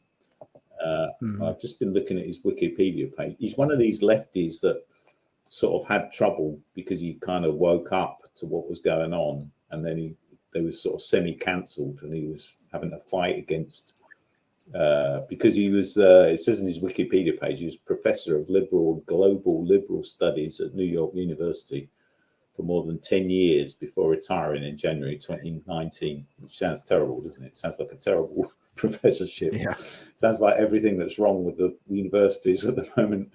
But he started speaking out in 2016 of what he saw as excesses of political correctness and social justice ideology on North American colleges and universities. and then he ended up in a big fight. He had to go on paid leave in September 2016. Then in January 2018, he sued New York University and 4 of its professors for defamation after they sent accurate emails accusing him of behavior, including sexism, bullying, drug use, abusing his position as chair of a hiring committee, and physical and sexual harassment. So they really went after this guy big time. And then in 2018, it probably signed his death warrant at the university because he invited Milo Yiannopoulos. Do you say that? Milo, he normally goes by Yiannopoulos. To speak. Milo Yiannopoulos. One of his, thank you. Yeah, I normally know him as Milo, but he invited him to speak as one of his classes, and as you could imagine, that didn't go down too well. So he's a sort of reformed lefty, and he speaks quite well against that sort of stuff now. So, so yeah, I've got a lot of time for him. He didn't really come across that well in that speech. Well, I mean, he seemed. I could probably watch the rest of that at some point. You know, I didn't hate what he was saying or how he was saying it. No, but, it was an interesting subject, but it's quite difficult to give a speech, just and be really engaging, isn't it? So it's a skill. All right, so I'm trying to pull up Toad. He's the last guy, and I'm having trouble finding something with just him on it. So I think just because I know that guy and I've liked him in the past in interviews, he's my favorite so far. Not on the basis of what we played here, but just on the basis that I know what he stands for. I don't know if you know the guy. Do you know the guy Mark Crispin Miller? Because he had a similar thing. He was a sort of lefty. He was sort of cancelled because he had a fight. He started speaking out against. In fact, he started speaking out during COVID against. He was trying to. He made the mistake of trying to use proper science to demonstrate things like masks don't work and social distancing doesn't work, and it was all rubbish what they were doing. And so he got cancelled from that, and now he speaks out in a similar way against all this lefty craziness. So Michael Rectenwald reminds me very much of him. All right. I've got a. I guess this is a clip from the Tower Gang podcast, of which Toad is a member, and so we can play that. I think it's titled Giga Chad Toad, so I assume it's mostly him talking. Like it's him on the top left there. So we'll see how this goes. Hey, why the fuck are we having them on? This is insane. They're gonna blow up our channel for no it's fucking. It's not as bad as Clint's making it sound, but most of the platforms you would go to that show view counts don't look favorably. All right, now we've had Jose on our show before. He came on and talked to us about the Oklahoma City bombing. Us. Whole left to use the I missed that one. That story. So wow, you're really thinking about that, huh? Yeah, that's right. Get Cole back in here immediately. Let's do the mail. Wait, tell our audience what we're not talking about. I'm not going to tell you. I wasn't even there, so I don't even know. You were fucking there. I wasn't there mentally in any capacity. Comedy gold, and I think you should do it, but I don't know. So. All right, I'm a little disappointed. Do you want me to tell the story as I think that it happened? Yes, tell the story, and especially while Cole's out. That for some reason that's funnier because he may not know what I said. So, and we can ask him what he thought happened after you give his take. For the record, this is Tom Woods 2000. So go ahead. Yeah. So at this point, I had been sober for like 4.5 months or something. So going from that into like drinking extremely heavily, not a good idea at all. This night was the drunkest I've ever been in my life. Like there's no other circumstance where like any of these things happen, not even remotely, even though I've been pretty shit-faced before many times. I'm like, niche micro celebrity here. Cole and I, show up to the bar there in the back near the pool. This is the night before the event. Like Pete Quinones is there and hanging out. He's like, hey, it's Tower Gang. Like the whole crowd. Before he docks Tower Clint. Yeah, this like, is like a before month that. prior. Yeah, basically, yeah, 2 To be months. fair, his woman did it. He just did not have accurate control of his woman. Yeah, so like this is like the most I don't know, like crowd reaction that I've ever had probably from this show. It was me and Cole, and everybody wanted to talk to us, hang out with us. They're buying us drinks. So I got like the 9/11 cocktail. Everybody saw that picture. Everybody's like, oh shit, Toad is drinking again. Yes, I never should have started drinking again. I'm currently again sober for I think 6 months at this point, and I only drank like 4 times during the entire span since I decided to go sober. So, but this was terrible. So I was definitely drunk, but this like really catches up to you. That 9/11 cocktail and then following it up with like old fashions and all this other hard shit. You're drinking that fast and you're not used to it anymore. That shit catches up to you fast. So at some point, basically what happened was like I went back to are we saying names here or are we not? I would Cole- leave Cole out said- names. Cole said aside he was from down. Cole and maybe like Liz, but any other names you should probably. All right, there was this other woman. We're not going to say who it was. It got to a point where it was like, I wound up being like, yeah, I'm going to go back to her room, not really thinking this through totally with her. All right, that's enough of that guy. I'm guessing he's not particularly a serious candidate. Would that be correct? Yeah, I think maybe he's just oh, I'm gonna run for president. I'm gonna get up there, and he's just Yeah, exactly. But I would have liked to have seen all of these guys having a back and forth, because there are serious topics that hopefully they would have taken seriously. I don't know, but there you have it. That was folks. kind of the point of our show as well. Yeah. Wasn't it? Those are all of your choices. This always happens to us. Do you remember we had another show where somehow the whole premise of our show got changed and we had to do something completely different. Fortunately, we're great at extemporizing. So Yeah, what the hell? We're professionals, are we not? We are the pros. Yeah. So your vote is on Reckenwald, right? Michael Reckenwald. Yeah, I like him. Yeah, I like him. I think reform lefties can be quite powerful people because they know exactly what we're up against, and they really know how to fight it. Right. Yeah, I don't disagree with that. I like Chase because he's a local boy, but Reckenwald seemed like a pretty solid guy, I guess. If he had a kind of a sarcastic trill in his voice, so I don't know if he could speak. I'd have to listen to him speak more, but he seemed all right. He wasn't he was no Toad, but I trust your judgment. So he seemed like it's quite an earthquake for these guys who are, they're professors, presumably with tenure at big universities, and they seem set for life, and they suddenly their conscience gets the better of them. They think, I don't really agree with some of the things I'm teaching here, and they have to kind of try and wake up, and then suddenly they're out, and they have to find a whole new career and a whole new life. So I feel for the guy. Yeah. But I guess any of us could find ourselves in that position, right?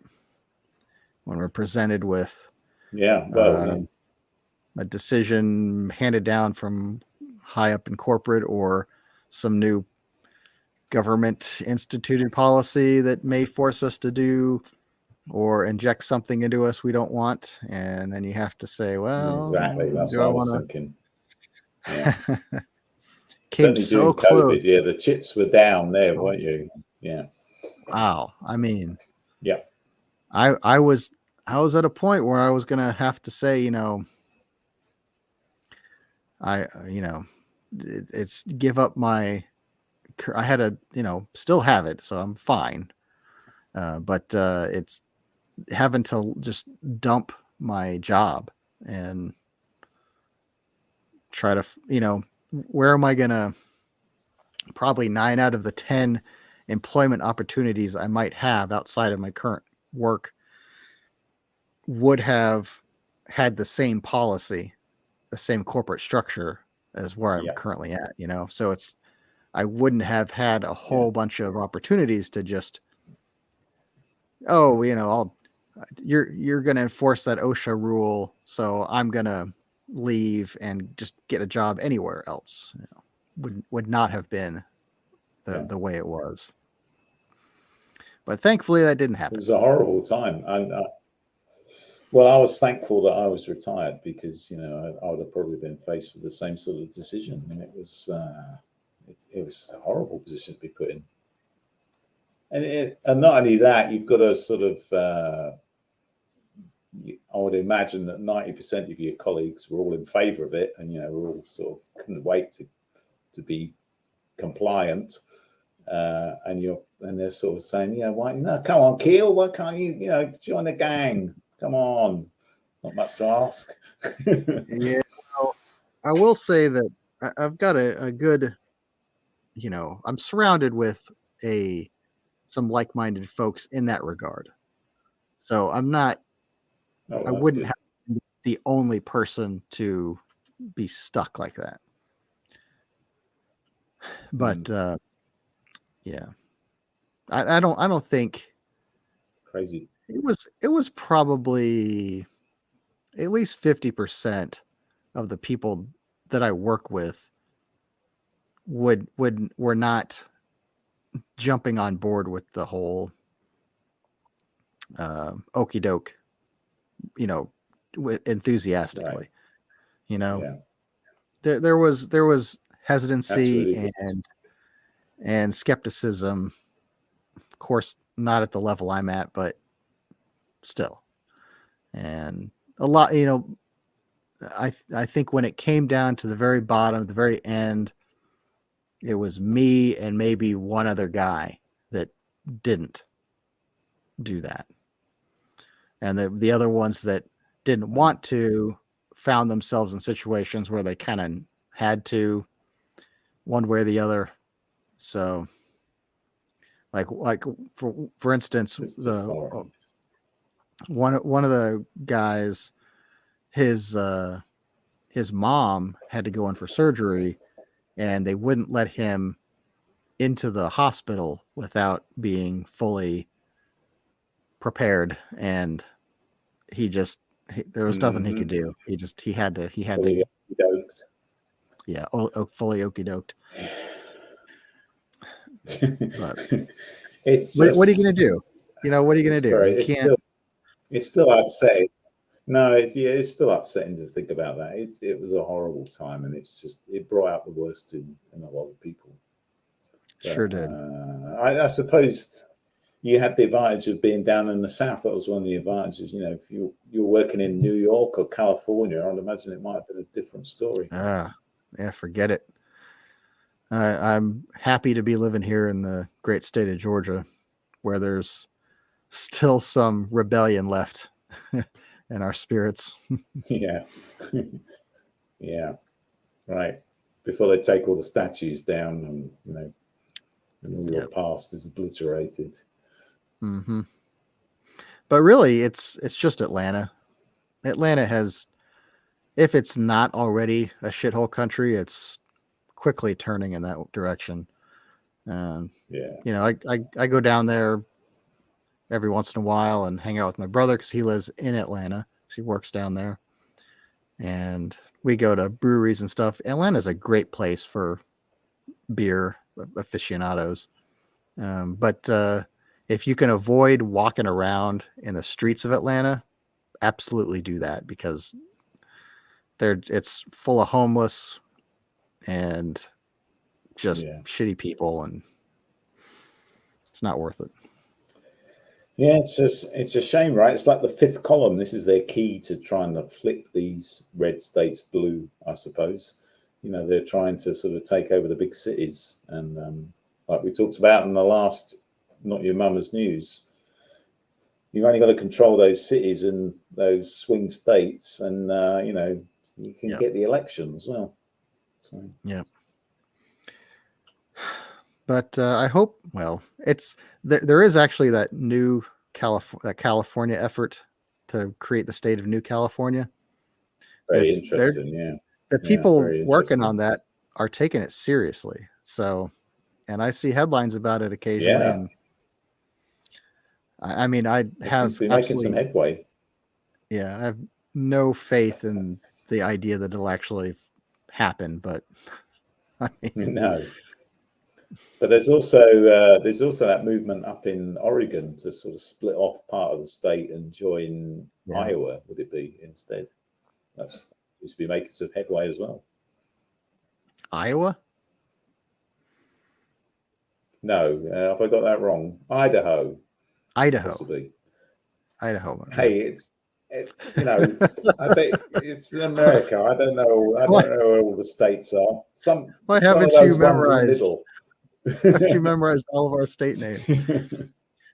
All right, Terry. I think we've gone on pretty long. I think we should wrap. I think we should wrap up. Yeah, let's wrap this up. So it's a marathon session. Yeah. Thank you for joining. Vote Libertarian. Vote Libertarian.